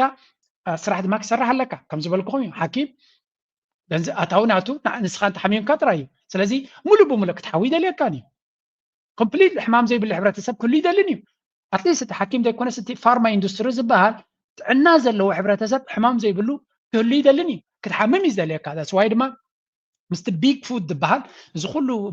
ኮካኮላ ዶ ሽኮር ዝመልኦ መግቢ መስተ ኣብዚ ኩሉ ድኳናት ብሕሱር ዋጋ ዘሎ ስለምንታይ ከም ኮይኑ ምክንያቱ እሳቶም ምንጭ ናይቲ ሕማማት ስለ ዝኾኑ ንዑ ዝጥቀም ሰብ كيدو اب ماكدونالد حدا عامه تخطات عليه بلعو اكلاتكم تاي كوني كتري ويهم كوكاكولا معلتا ست تخينكا شكوريا دي كال حمامات كبصكاي زي حمامات زدما اتزبلص قصال مدهنيت سلتوسد نتوم تكالات تزبلص اي قصال سلتغزالهم زلهنا تنبرتهم سلازي ات سيستم كتحمم يزدليا كامبر كتحوي كونه زدليكا መንግስት ግን ትክክለኛ መንግስት ህዝቡ ክትዒ ዝደሊ ምክንያቱ እንድሕር ጥዑይ ሕብረተሰብ ኮይኑ ጥራይ ብዙሕ ኣፍራይነት ክህልዎ ዝኽእል ስለዚ ኣብ መንጎ እዚኦም ነገራት ፈላሊኻ ምርኣይ ልዑል ኣገዳስነት ኣሎ ኣቲ ናይ መወዳእታ ግን እዚኣ በዚኣ ጌርና ክንሰግራ ክንፍትና ምክንያቱ እዚ ዲቤት እዚ ኣነ ስለምንታይ ዘምፃልኩም ዘለኹ ናይ ኣሜሪካ ጉዳይ ናይ ጥዕንኦም ጉዳይ ልዕሊ ማንም ስለ ዘገድሰና ኣይኮነን እዚ ጉዳይ ናይ ጥዕና ግን ንብዙሕ ሰብ ፀሊይ ዘሎ እዩ ኣብ ኤርትራ ካብቲ ኩሉ ዝውለድ ዝነበረ ሕብረተሰብ እዚ ኦቲዝም ዝበሃል ኣይረአን ነይሩ ساعات ጊዜ ይረይ ሕጊ ተፈጥሮ ስለ ዝኾነ ዘይረአ ነገር የለን ዝበፅሐ ጊዜ ግን ኣብ ኤርትራ ፅሩይ ሕብረተሰብ ነይሩ እዚ ፀገማት እዚ ድማ ኣይረአን ነይሩ ኣብዚ ዋን እዚ ግን ኣብ ደገ ብፍላይ ክንምንታይ ሰባት እዚ ኦቲዝም ዝበሃል ሕማም ይሕዞም ኣሎ ከምኡውን ተፈላለየ ካልኦት ዓመት ADHS እዚ ADHS ንብሎ ኣብዚ ከምዚ ሕማም እኳ ኣይኮነን ግን ናይ ኣቓልቦ ዘይምህላው ድኻምነታት ካልኦት ነገራት ሕማማት ብብዝሕ እዮም ዝረኣዩ ዘሎ ኣብዚ ጀነሬሽን እዚ ቅድሚ 34 ዓመት እዞም ክታበታት ከይማዕበሉ ከለዉ ወይ እውን ከይበዝሑ ከለዉ ከምኡ ፀገም ኣይነበረን እዚ ፋስት ፉድ መግቢ ከምዚ ሎሚ ዝርግሐ ከይሃለዎ ከሎ ኣይነበሮን ስለዚ እዚ ሕጂ ዘሎ ኣካይዳን ኣመጋግባን ምንጭ ናይዚ ሕማማት ምዃኑ ብዙሕ ጥርጥር ዘድልዮ ኣይኮነን ነዚ ነገር እዚ ነዚ ኮመን ሰንስ ዝመስል ምዝራብ ድማ ከም ሓደ ዓቢ ገበን ኮይኑ ኣሎ በቲ ኮይኑ በቲ ግን ነፍሲ ወከፍ ሰብ ንስድሩ ንደቁ ንነፍሱ ሓላፍነት ክወስድ ኣለዎ ተኳትር ክሕግዙኻዮም ግን ነፍስኻ እስኻ ዝያዳ ክትሕግዛ ኣለካ ጥዑይ ኣመጋግባ ስፖርት ምግባር ኩሉ ነገራትካ ተጌርካ ገሊኦም ሲ ወረግ ነዚያ ቪድዮ እዚኣ እናምፁ እዮም ክዛረቡ ጀሚሮም ነይሮም ሚኒስትር ጥዕና እስቲ በዓል እውን ጥዕና ክህልዎ ኣለዎ ክብሉ ጀሚሮም ነይሮም Well, it's about power and raw economic incentive, and as much as we can suggest that it's simple, it's not easy, and it's not easy by design. And in fact, it's called structural violence, and it's this collaboration of this toxic quartet, if you will, of the way big farming proliferates these cheap toxic calories, big food picks up those calories, and they tinker with it a bit more with their food scientists to make it more addictive, to make it omnipresent. Then big pharma catches us on the other side and starts treating all of our sicknesses with all their diseases And we won't even touch on big insurance and how they play a role because there isn't enough time. But the bottom line is look at the world. It's this simple. Infertility, highest ever. Early onset cancer diagnosis up 79% over the last 3 decades. 74% of adults in America are overweight and obese. We need change. We need it now. What they're doing isn't working, and it's not working on So ናይ ብሓቂ ተሪር ዝኾነ ቋንቋ እያ ትጥቀም ዘላ እቲ ኩንነት ካብቲ ሕርሻ እቲ መግቢ ክፈሪ ከሎ ካብቲ ሕርሻ ቢግ ኣግሪካልቸር ይበሃል ኬሚካላት የትዮም ነቲ ንብረት ፅቡቅ ገይሮም ሓደጋ ናይ ሕማማት ኬሚካላት ቶክሲ ሓደጋ ዘለዎም ኬሚካላት ከም ዝኣትዎ ይገብሩ ካብኣቶም እቲ ቢግ ፉድ ዝበሃል ይቕበሎም ናቱ ኢንጂነሪንግ ሳይንቲስት ገይሩ ድማ ወልፊ ናይቲ መግቢ ከም ዝሕዘካ ናይ በርገር ናይ ገለመልታት ወልፊ ከም ዘትሕዘካ ብዙሕ ከም ትበልዕ ገብረካ ስለዚ ክልቲኦም እዚኦም ዝገበሮ ድሕሪ ድማ እቲ ቢግ ፋርማ ድማ በትኻሊ ድማ ይሕውየካ ኣለኹ እናበለ ድማ ብክታበታትን ብካልን ገይሩካ ንሱ ኣካል ናይቲ ታሽሙ ይገብረካ ቢግ ኢንሹራንስ ዝበሃል ድማ ኣካል ናቶም ብዛዕባ ክዛረባ ይክልን ይብል ኣሎ ስለዚ እቲ ኩንነት እቲ ስቂልና ምዝራብ ዘይኮነ እቲ ኣብ ሂወትና ዘሎ እንታይ የጋጥም ኣሎ ክንፈልጥ ክንከላ ኣለና ትብል ዘላ እቲ ናይ ሕማማት ኣብ ዝቀረየኩም ደለየ እቲ ፐርሰንቴጅ ንሳት ብለ ፀንሐት ኦቤሲቲ ሲክነስ ሕማም ካልኦት ሽግራት ኣብዚ ሕብረተሰብና እናዓበዩ ዝመፁ ዘሎ ካበይ ይመፁ ኣለዉ ክንብል ክንክል ኣለና ምንጭናቶም ካብ ዜሮ ዝተበገሰ ኣይኮነን ኣብዚ ሎሚ በፂሑ ዝመፅእ ዘሎ ኢንፈርቲሊቲ ማለት ዘይፍርያምነት ናይ መንእሰያት ወይ ናይ ዜጋታት እናዓበየ ዝኸይድ ዘሎ ናይ ካንሰር ዲያግኖሲስ ናብ 79 ደረጃ ደይብሎ ትብል ኣላ ኖ ኣፕ 79 ደረጃ ይድይብ ኣሎ ትብል ኣላ ከምኡውን 74 of adults ኣሜሪካ ኦቢስ 74% ናይቶም ኣዳልት ወይ እውን ዓቕሚ ኣዳም ዝበፅሑ ሰባት ኩላቶም ልዕሊ ዓቐኖም ሚዛን ከም ዘለዎም ካብቲ ዝግቦም ንላዕሊ ሚዛን ከም ዘለዎም እዩ ዝንገር ዘሎ ስለዚ እቲ ክውንነት እዚዩ ክንምንታይ ክሽፍንዎን ክሓብዎን ይፍትኑ ኣለዉ እቲ ክውንነት ካብኡ ክትወፅእ ኣይትኽእልን ኢኻ ስለዚ በቲ ኮይኑ በቲ ዶናልድ ትራምፕ ነቲ ጉዳይ ብምሉእ ልቡ ኣትይዎ ከም ዘሎን ብምቕፃል ናበይ ገፁ ክኸይድ ምዃኑ ድማ ቀሲልና ክንሪኦ ኢና ሓንቲ ብዚ ነቲ መንግስቲ ከማን ጠቕላላ ንከኣልይዎ ይፅዕሩ ከም ዘለዎ ኣብ ዝስምዑ of our federal funds on. Let's review. Almost $550,000 went to a Russian lab to run experiments on cats' brains. That was spent by the National Institutes of Health. $3.7 million of funding went to a study on monkeys and gambling, another NIH fascinating project. And the State Department awarding tens of thousands of dollars for drag shows in Ecuador. So እንታይ ይብሉ ኣለዉ መንግስቲ ኣሜሪካ ባጀት ናቱ ኣክንዲ ምንታይ ኣብዘይ ሓላፍነታዊ ጉዳያት የጥፎም ከም ዝነበረን ሕጂ ድማ ነቲ ግሕምጥና ናይቲ መንግስቲ ንክፀርጉሎም ክልተ ዓበይቲ ብሪልየንት ሰባት ኢሎን ማስክን ቪቬክ ራማስዋሚን ዝበሃሉ ክልተ መሪፆም ከም ዘለውን ንሳቶም ድማ ንዕዖም ንምሕጋዝ ሚድያ ድማ እዚ ሕጂ ትሪእዎ ዘለኹም ናይ ደርሁ ናይ ኣህባይ ኣካላት ንምርመራ እናበሉ ዶ ድራግ ሾውስ ከምዚ ኣወዳት ናብ ኣዋልድ ዝተቐየሩ ንሳቶም ንሳዕስዒ ዘርእዩሉ ኣብ ካልኦት ሃገራት ነቲ ናይ ድራግ ካልቸር ንምትእትታው መዓት ገንዘብ ኢንቨስት ከም ዝገብር ዝነበረ እቲ ስቴት ዲፓርትመንት ናይ ኣሜሪካ ስለዚ ነዚ ነገራት እዚ ኩሉ ክንቆርፆ ኣለና እዮም ዝብሉ ዘለዉ ዳትስ ዋይ ኣብዚ እዋን እዚ እቲ መንግስቲ ኣሜሪካ ኣብ ካልኦት ሃገራት ዝገብሮ ዝነበረ ምትእትታውን ዓንዳር ኣካይዳን ንከኣልይዎ ተበጊሶም ዘለዉ እዚ ከዓ ንዓለምና ሰላም ከውህብ ዝኽእል ኮይኑ እውን ይስማዓካ ማለት እዩ And that's just the tip of the wasteful spending iceberg. Here's Senator James Langford rattling off just a few government spending projects at a House hearing last year. Watch. Last year, the State Department did a grant to Ecuador to host 12 drag shows in Ecuador. ኣብ ኤኳዶር ዝበሃል ድራግ ሾውስ ማለት እዚ ደቂ ተባዕትዮ ኮይኖም ናብ ደቂ ኣንስትዮ ዝተቐየሩ ጥቦምን ዳርጋ ኣካላቶም ቀሊዖም ከምዚ ናይ ፋሽን ሾው ዝንቀሳቐሳሉ መኻ ገንዘብ ትበሉ ማለት እዩ ነቶም ቆልዑን ነቲ ሕብረተሰብን ናብቲ ባህሊ እቲ ንምቕያር ገንዘብ ኢንቨስት ይገብር ከም ዝነበረ እቲ ስቴት ዲፓርትመንት ስለምንታይ እዚ ከዓ ነዚ ባህሊ እዚ ነዚ ኣካይዳ እዚ ናብ ካልኦት ሃገራት ንምትእትታው ምዃኑ ካልእ ዕላማ የብሉን ልክዕ ከምቲ ንግብረ ሰዶም ንከተኣታቱ ብጣዕሚ ዝፅዕርዎ ዝነበሩ ነዚ ባህሊ እዚ ንምትእትታው ድማ ገንዘብ የውፅሉ ከም ዝነበሩ with American tax dollars. Now, we may have different opinions in this room on drag shows. I'm just asking the simple question. Is the best use of American tax dollars to actually fund drag shows in Ecuador with U.S. tax dollars? National Science Foundation last year did a study of butterflies in Europe. So we funded with American taxpayer dollars. Last year there was also a NEA grant that was done to set up a display in Brooklyn for the Sgt. Pepper's Lonely Hearts Club Band. which by the way is not even an American band, we had an almost, $350,000 grant to study smart toilets. Was one of the grants that we actually paid for with our federal tax dollars last year. We also had a grants and seat belts. So እንታይ ዝብል ዘሎ ብሓፈሻ ብዙሕ ኤክስፐሪመንት በቲ ገንዘብ እዚ ከዓ ዓንዳር ኣካይዳ ናይቲ ገንዘብ ብሰንኪ ዝን ወዲ ከምዝን እዩ እቲ መንግስቲ ገንዘብ ናቱ ኣብዘ የድሊ ናተወ ልዕሊ ዓቕሙ ዕዳ ተሰኪሙ ዘሎ እዮም ዝብሉ ዘለዉ ኣሜሪካውያን በዚ ኣሜሪካ ኣብዚ እዋን እዚ እዚ ኣካይዳ እዚ ይኣኽለና ብከምዚ መንገዲ ክንቅፅል አይነ Haley, the American people had no idea about this, and how would they? When the administration we are disentangling ourselves from is committed to an opacity, and at the same time, Americans can't afford grocery bills, but hey, let's spend millions on a bunch of ridiculous projects outside this country. It is complete and total malpractice.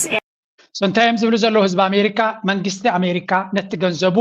ኣብ ዕንወትን ኣብ ዘይርብሑ ነቲ ህዝብን ነቲ ሃገርን ኣብ ዘይርብሕ መዓት ገንዘብ የጥፍእ ስለ ዘሎ ኢላንን ቪቬክን መፅኦም ነቲ መንግስቲ ቅርጡ ኣካይዳ ንክገብርዎ ከምቲ ንሳቶም ዝበልዎ ክሳብ 2 ትሪልዮን ገንዘብ ካብቲ ባጀት ናይቲ መንግስቲ ከኣሊዎ ብዙሕ ሕግታት ዘየድልዩ ዘለዉ ትካላት ድማ ናይቲ መንግስቲ ከኣሊዎም እዚ ከዓ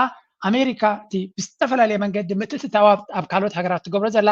ቀንዲ ድማ ኣብቲ ፎሬን ፖሊሲ ናቶም ዝኽተልዎ ዝነበሩ ዘየድሊ ገንዘብ እቲ ገንዘብ ዝበዝሐ ኣብ ሃገሮም ንክኸውን ይሓቱ ኣለዉ እዚ ድማ ንዓለምና ሰላም ከውህባ እዩ እቶም ብረድኤት ተፀጊዖም ዝነበሩ ሃገራት ሓደጋ ክወድቆም And the biggest government positions to me that have been appointed are Vivek Ramaswamy and Elon Musk in this new department. And it's not just the money. The money is a big part of it. It is gutting the career civil service from this administration. Let me give you an example. Trump becomes president in 2016. Trump goes in. Do you want to know what happens 1 month later? 1 month after he is president of the United States, commander-in-chief, a vote of the American people, details of his calls with the foreign leaders of Mexico and Australia were leaked. Mexico went to the Associated Press. Australia details went to the Washington Post. These were career civil servants leaking the details Trump was having with foreign leaders. They need to go. The American people spoke. He is president of the United States. Get rid of the bureaucracy. It's not about undermining Trump. That's undermining you, undermining your vote. Get rid of them on day one. Vivek, I know, is up to the task. I've had conversations with him about this. It's time to put the Sometimes ዝብሉ ዘለዉ እቲ ኣብ ቤት ፅሕፈታት ናይ መንግስቲ ዝሰርሕ ዘሎ ሰብ ኣብ ዝሓለፈ ምሕደራ ናይ ዶናልድ ትራምፕ ዝገበራ ንዝኾነ መራሒ ክራኸብ ከሎ እቲ ዝተገብረ ርክባት እቶም ሰራሕተኛታት ናይ ዋይት ሃውስ ዝነበሩ ነቲ ሓበሬታ ሰሊኹ ከም ዝወፅእ ይገብርዎ ሽዑ እቲ ንሱ ዝተዛረበ ዘረባ ኣብ ዋሽንግተን ፖስት ወፅኡ ገለ እናተባሃለ ኩሉ እቲ ምስጢራት ናቱ እናወፀ ስራሕ ከልዮሞ ነይሮም ከምዚ ዓይነት ባህሪ ሕጂ ክረአ የብሉን እቶም ቢሮክራትስ ኣብኡ ንህዝቢ ዝመረፆ መራሒ ሕማቅ ከም ዝሰርሕ ስርሑ ከም ዘይሰርሕ ዝገብሩ ሰባት ክጥረዙ ክኽእሉ ኣለዎም These two in charge, give them a ton of power, get rid of career civil servants. Yes, ma'am. I can't wait. And remember, I was a federal attorney. I was an acting director in a top 10 agency of an appellate office. And I really can't express adequately what it is like to push against the beast of spending. And among those spendings, I want to talk to you about something, Paul, which is the overpayments. This is where the waste comes into play. 3 trillion opened above. ብሓፈሻ እንታይ እዮም ዝብሉ ዘለዉ መንግስቲ ኣሜሪካ ኣብ ዘየድሊ ዘጥፍኦ ዘሎ ገንዘብ ብዝተኻለ መጠን ጠጠው ከብሎ ከም ዘለዎን ንህዝቢ ኣሜሪካ ነቶም ግብሪ ዝኸፍሉ ዘለዉ ህዝቢ ንዘርብሕ ተዘይኮይኑ ኣብ ዘይርብሕ ገንዘብ ንኸይጠፍእ ንግብረ ሰዶማውነት ንምስፋሕፋሕ ገለመለ ንዑታት ጠጠው ንምባል ሕሉፍ ሓሊፍዎም ወላ ኣብዚ ናይ ውድብ ጥዕና ዓለም እውን ዘለዎም ኣበርክቶ ዶናልድ ትራምፕ ቅድሚ ሕጂ ካብቲ ውድብ ጥዕና ዓለም ንኣሜሪካ ስሒቡ ኣውፅኢዋን ከም ዝነበረ ሕጂ እውን ደጊሙ ኣብ ዘየድሊ ከየጥፍእ ገንዘብ ኣትሪሮም ይሓትዎ ከም ዘለዎ ኢና ንርኢ ዘለና ሕጂ እዚ ኩሉ ናይ ኣሜሪካ ዝምልከት ክኾን ከሎ ናብ ዞባና ንምፃእ ሓደ ገዳሲ ምዕባለ ብኡ ክንጅምር ኢና መጀመርያ ትራምፕ አልሲሲም በዚህ ጉዳይ ጀግና እንደሆኑ ደጋግመው ሲናገሩ ይደመጣሉ። የምወደው አምባገነን መሪ ነው ሲሉ አወዳርሰዋቸዋል። ታዲያ ግብጽ ይህን የዶናልድ ትራምፕን ህልም ለማስፈጸም ከትራምፕ የምትፈልገው ነገር ይህን ዶናልድ ትራምፕ ኣብ ስልጣን መፅዩ ማለት ኣብ ዞባና እንታይ ተራ ክህልዎ እዩ ኣብ ኣፍሪካ እንታይ ተራ ክህልዎ እዩ ኣብ ማእከላይ ምብራቅ ድማ እንታይ ተራ ክህልዎ እዩ ወይ እንታይ ዓይነት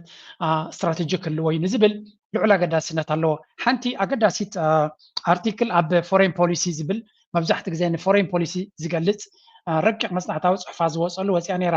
ዶናልድ ትራምፕ ምምራፁ ንግብፂ እቲ ዝበለፀ ዕድል እዩ እያ ትብል እታ ኣርቲክል ማለት እዩ እዚ ኸ እንታይ እዩ ዶናልድ ትራምፕ ኣብ ዝሓለፈ ካብ 2016 17 ክሳብ 20 መወዳእታ ዝነበረሉ ኣብ ስልጣን እንታይ ክገብር ይፈቲኑ ንዝክሮ እንድሕር ኮይና ኣብርሃም ኣኮርድ ዝበሃል ኣብ መንጎ እስራኤልን ኣብ መንጎ ኢማራትን ኣብ መንጎ እስራኤልን ኣብ መንጎ ሞሮኮን ከምኡ እውን ምስ ካልኦት ሃገራት ዝምድና ከም ዝፍጠርን ኣብ መንጎን ዘሎ ሽርክነት ተፃብኦ ተኣልዩ ናይ ንግድን ናይ ሽርክነትን ንክፍጠር ኣብ መወዳእታ ድማ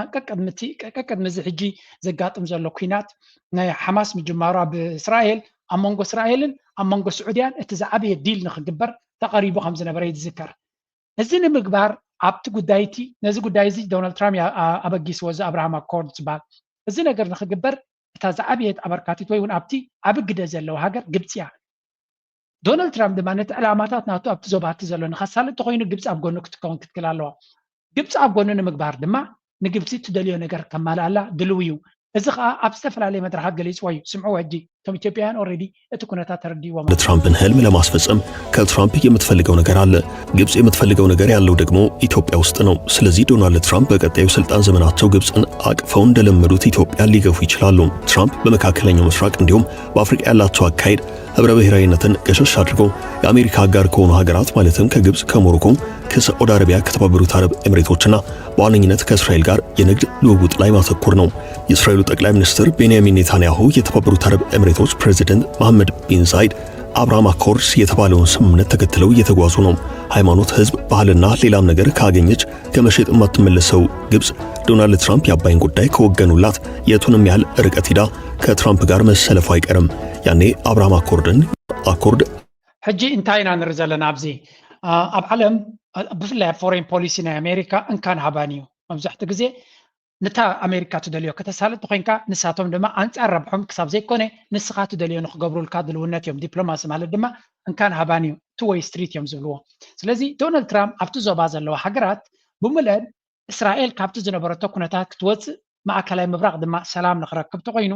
እዚ አብርሃም አኮርድ ዝበሎ ኢኒሽቲቭ ከምዚ ሕጂ ንሪኦ ዘለና ዛ ካርታ ንሪኣ ዘለና ኩለን እዚአን ሃገራት እዚኣተን ኣብ ዙርያ እስራኤል ዘለዋ ምስ እስራኤል ዝምድና ንክህልዎ እዩ ዝደሊ ዘሎ ድሮ ኣብቲ ስምምዕ ተበፂሑ ዘሎ ኣብ መንጎ እስራኤልን ግብፅን እቲ አብርሃም አኮርድስ ከም ዝተገበረን ኣብ መንጎ እስራኤልን ኢማራትን ከም ዝተገበረ እተን ቀያሕቲ ተሪፈን ዘለዋ ድማ እቲ ኔክስት ፌዝ ናይቲ ፕሮጀክት ዝበሃል ዘሎ እዩ ምዚአን ሃገራት እዚኣተን ድማ ዝምድና ክግበር ከም ዝደለ ዘሎ ስለዚ ሱዳን ምን እንኮላይ ኣብቲ 2018 ዑመር አልበሺር ምስ አለ እዩ ብመንገዲ መርሕነት ናይ ዶናልድ ትራምፕ ምስ ሱዳንን ምስ ግብፅን ኮይኑ ነቲ ምስ እስራኤል ዝነበረ ዝምድና ፈትሒዋ ከም ዝነበረ ዝዝከር እዩ ቅድሚ እዚ ሕጂ ኩናታት ሕድሚ ጅማር ማለት እዩ ኩለን እዚአን ቀጠልያ ዘለዋ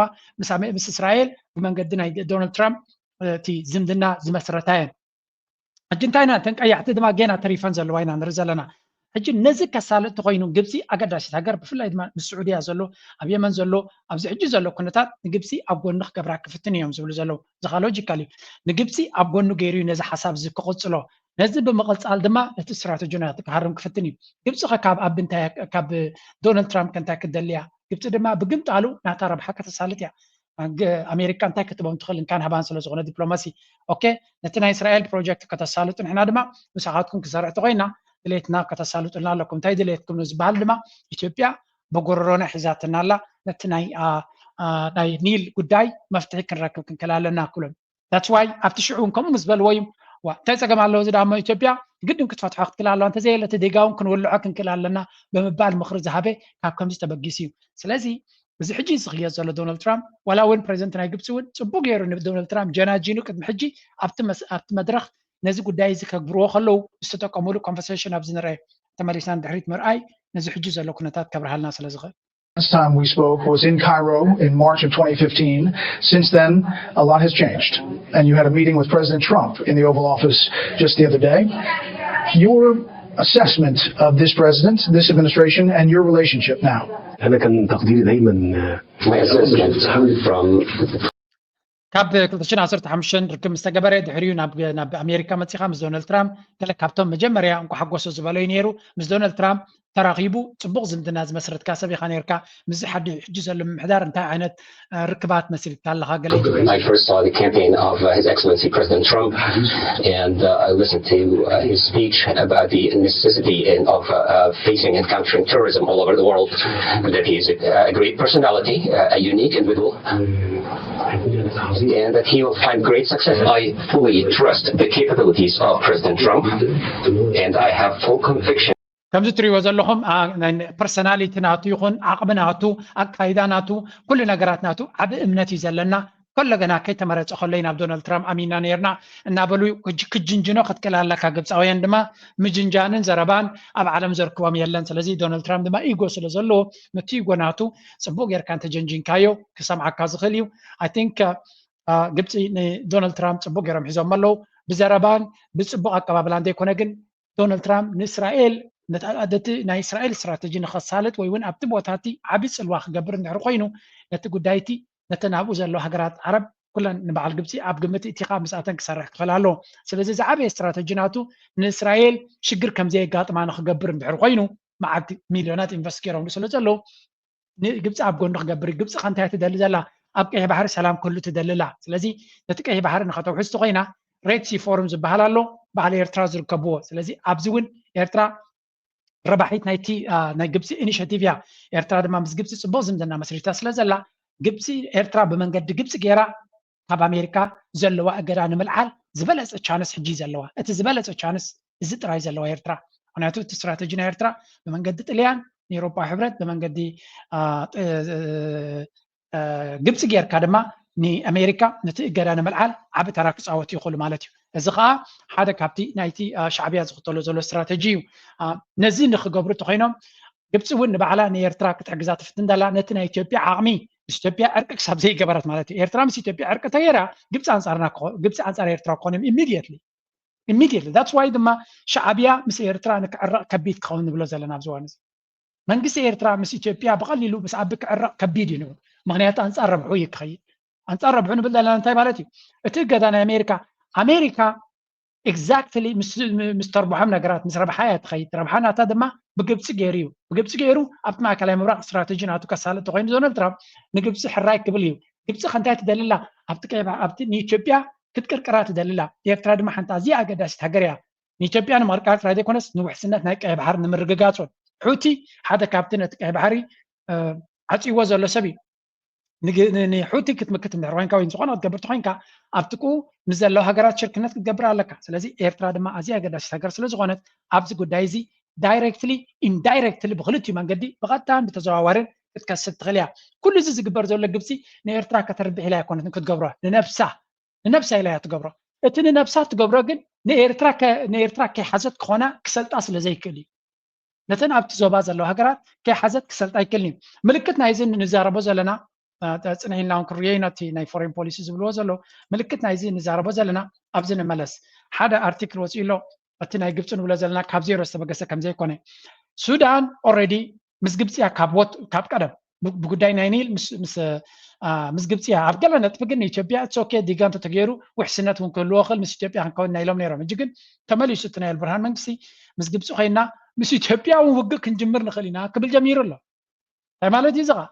نصور زخانة مركزي تناي جبس حيلي أنصار أبي كسلف كم زغل ويون جبس نوع تقيمة هذا جنبار بتي دوب ناي السودان ناي إثيوبيا نزلوا كتجبر كم تغل كم سلسلة تسمع عدما من قصنا أبي نت أمباسادر ناي السودان أبي فتو تمنيس رجعت وصاي أمتيو كم زرار وين جرالو سو دروت دبلوماسا مونغو كلتين هجرات نفس درجة كم زي اللي زقلت نت أمباسادر سوي كام زرار مالت زغا أبزغ ربا أبناء السودان تريبيون ونوتي زنبري أرتيكل عن رجالنا سو أمونغو إثيوبيان السودان نزلوا زمدنا أبصون كوفي نير كل جنا تبغى زمدنا كم زين برام ذكريو هجرما نبز كده ده خير الله مهنياتو جبتي إثيوبيا مسناي دونالد ترامب ممتع actively نبي كتكر قرون كعمتي وعقد حزاك تفتنيا زغا تحطو السودان انتهت تدلي زلابزي برجز أقول جبتي هذا جبتي تدلي تدلي ولا بغات عن طريقها جبتي السودان من كم جبتي بتناينيل قداس لا تسولو ربحها التنيد زبهال التدقيقاتنا أمريكا نا إثيوبيا أنت دي صحفها أنت زي حيالي زي حشام نعمون كم تقدم تقص عليهم زدليو جن السودان نبع على شجر سلازلا أنصار إثيوبيا هي مخدة النيرة ساقم جن جبسي نتناي السودان نتناي البرهان حيلي زيادة حجز الله سلازغونت وبوت دروا عيني نتناي البرهان حيلي كابنا جبسي وسأي كوناي كلني لذي نا إثيوبيا فورين مينستري ني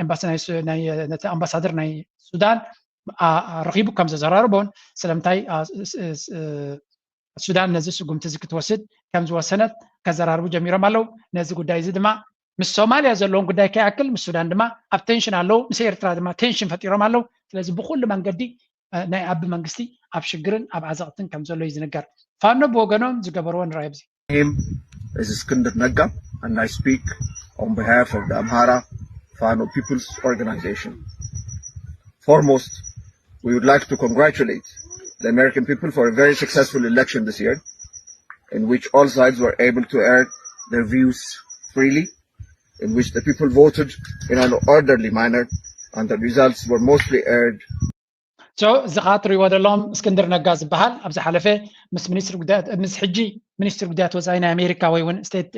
سكرتري قاون زبحال زلو ماركو روبيو تراقي بزنا بري دونالد ترامب دما انكو حقو سكا بمبال كابتو شاكاتات ملختي يسردو خمزلو سلزي أبقون دونالد ترامب خمزلو نساتهم وين أنا دونالد ترامب حقاس كده اللي خمزغولو كم حجي دما نايتي زقبرو زلو مبقسي حساب وين مبقسي ናይ ዲፕሎማሲ ስለ ዝነበሮም ካብ ዜሮ ይኮኑ ዝብገሱ ዘለዉ ድሮ ናይ ኣብ መንጎ ክልቲኦም ዘበግስ ሪሌሽንሽፕ ከም ዝነበሮም ነዚ ድማ ኣክቲቭሊ ፎርሱ ክገብርዎ ወይ እውን ክቕፅልዎ ከም ዝኾኑን ንዶናልድ ትራምፕ ክሳብ ዝቕርቅር ዝኾነ ድማ ንኣብዪ ኣሕመድ ክሳብ ዝቕርቅር ዕድል ዘለዎም ድማ ንኣብዪ ኣሕመድ ንክኣሊ ንዝደሊ ኩሉ ምስኡ ክሰርሑ ምዃኖም ስለዚ ድሮ ትሎቢ ናይ ኣምሓራ ምዚ ماركو روبيو ركب نير وانتينا ريبابليكان سلو زخونه مقام نيسر بدات وصاي كون تخوينو بمقصال دما ني دونالد ترامب احنا كم زينا نقال زلنا نانكو حق وسكا حق زنا يا تساويت مالتي reasonable time and not that it was ever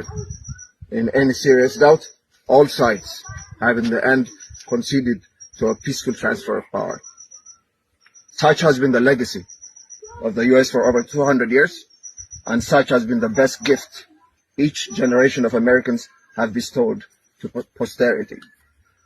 The legacy continues, and we are delighted that we too,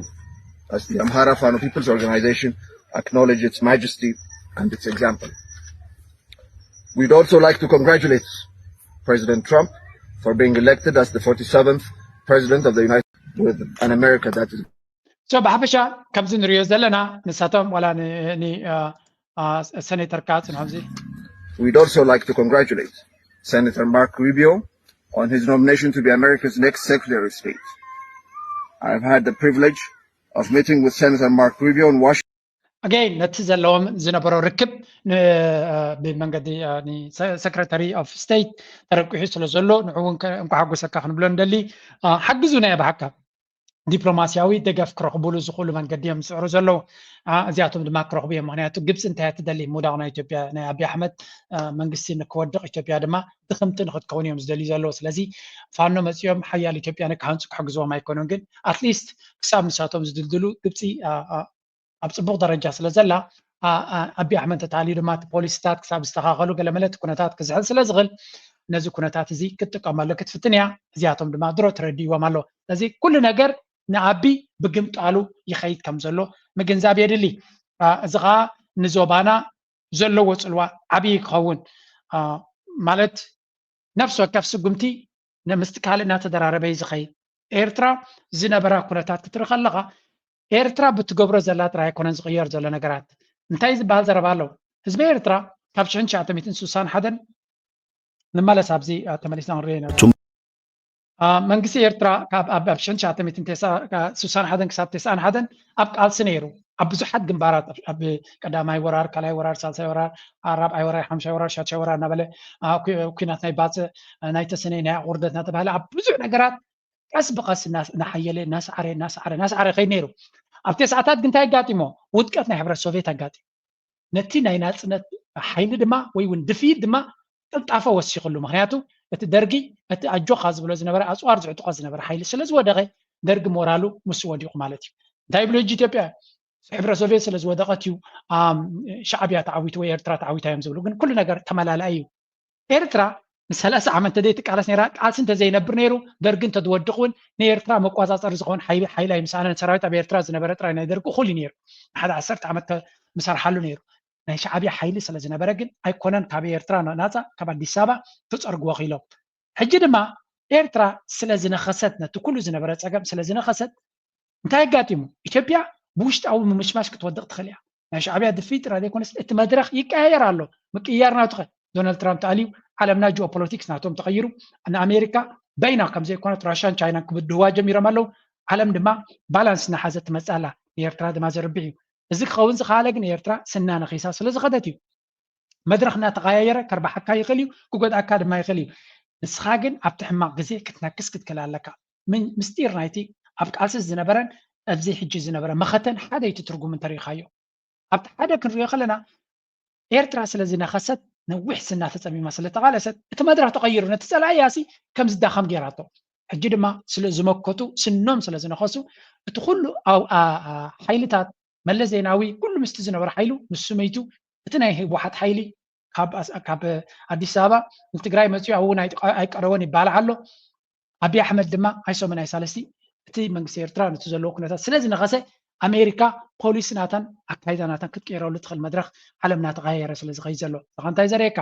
ፅንዓት ክሳዕ ክንደይ ኣገዳስነት ከም ዘለዎ ስኒ ምንካስን ፅንዓትን ኣብ ፖለቲካዊ ኣካይዳ ልዑል ተራ እዩ ዘለዎ ኤርትራ ድማ ሓንቲ ካብቲ ንወለዶ ክሰጋገር ዝኽእል ናይ ፅንዓት ኣርማ ምዃና ክንፈልጥ ንክላልና ስለዚ ፀንዑ ነቲ ሽግር ነኺሶም ስለ ዝኸድዎ ዓለም ክትቀያየር ከላ ንስለ ኤርትራ ኢላ ኣይኮነን ትቕየር ዘላ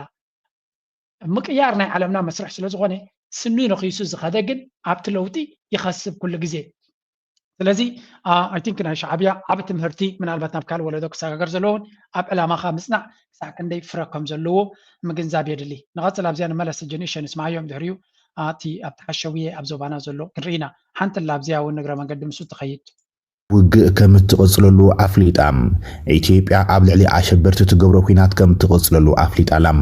ኢትዮጵያ ሰራዊታ ኣብ ቀረባ ካብ ሶማልያ ክወፅእ ተፅቢት ኣብ ዝግበረሉ ዘለዋን ንኣልሸባብ እትገብሮ ውግእ ከም እትቕፅል ኣፍሊጣ ኣላ ወሃብ ቃል ሚኒስትሪ ጉዳያት ወፃኢ ኢትዮጵያ ነቢያት ጌታቸውም ትማሊ ኣብ ዝሃቦ ጋዜጣዊ መግለፂ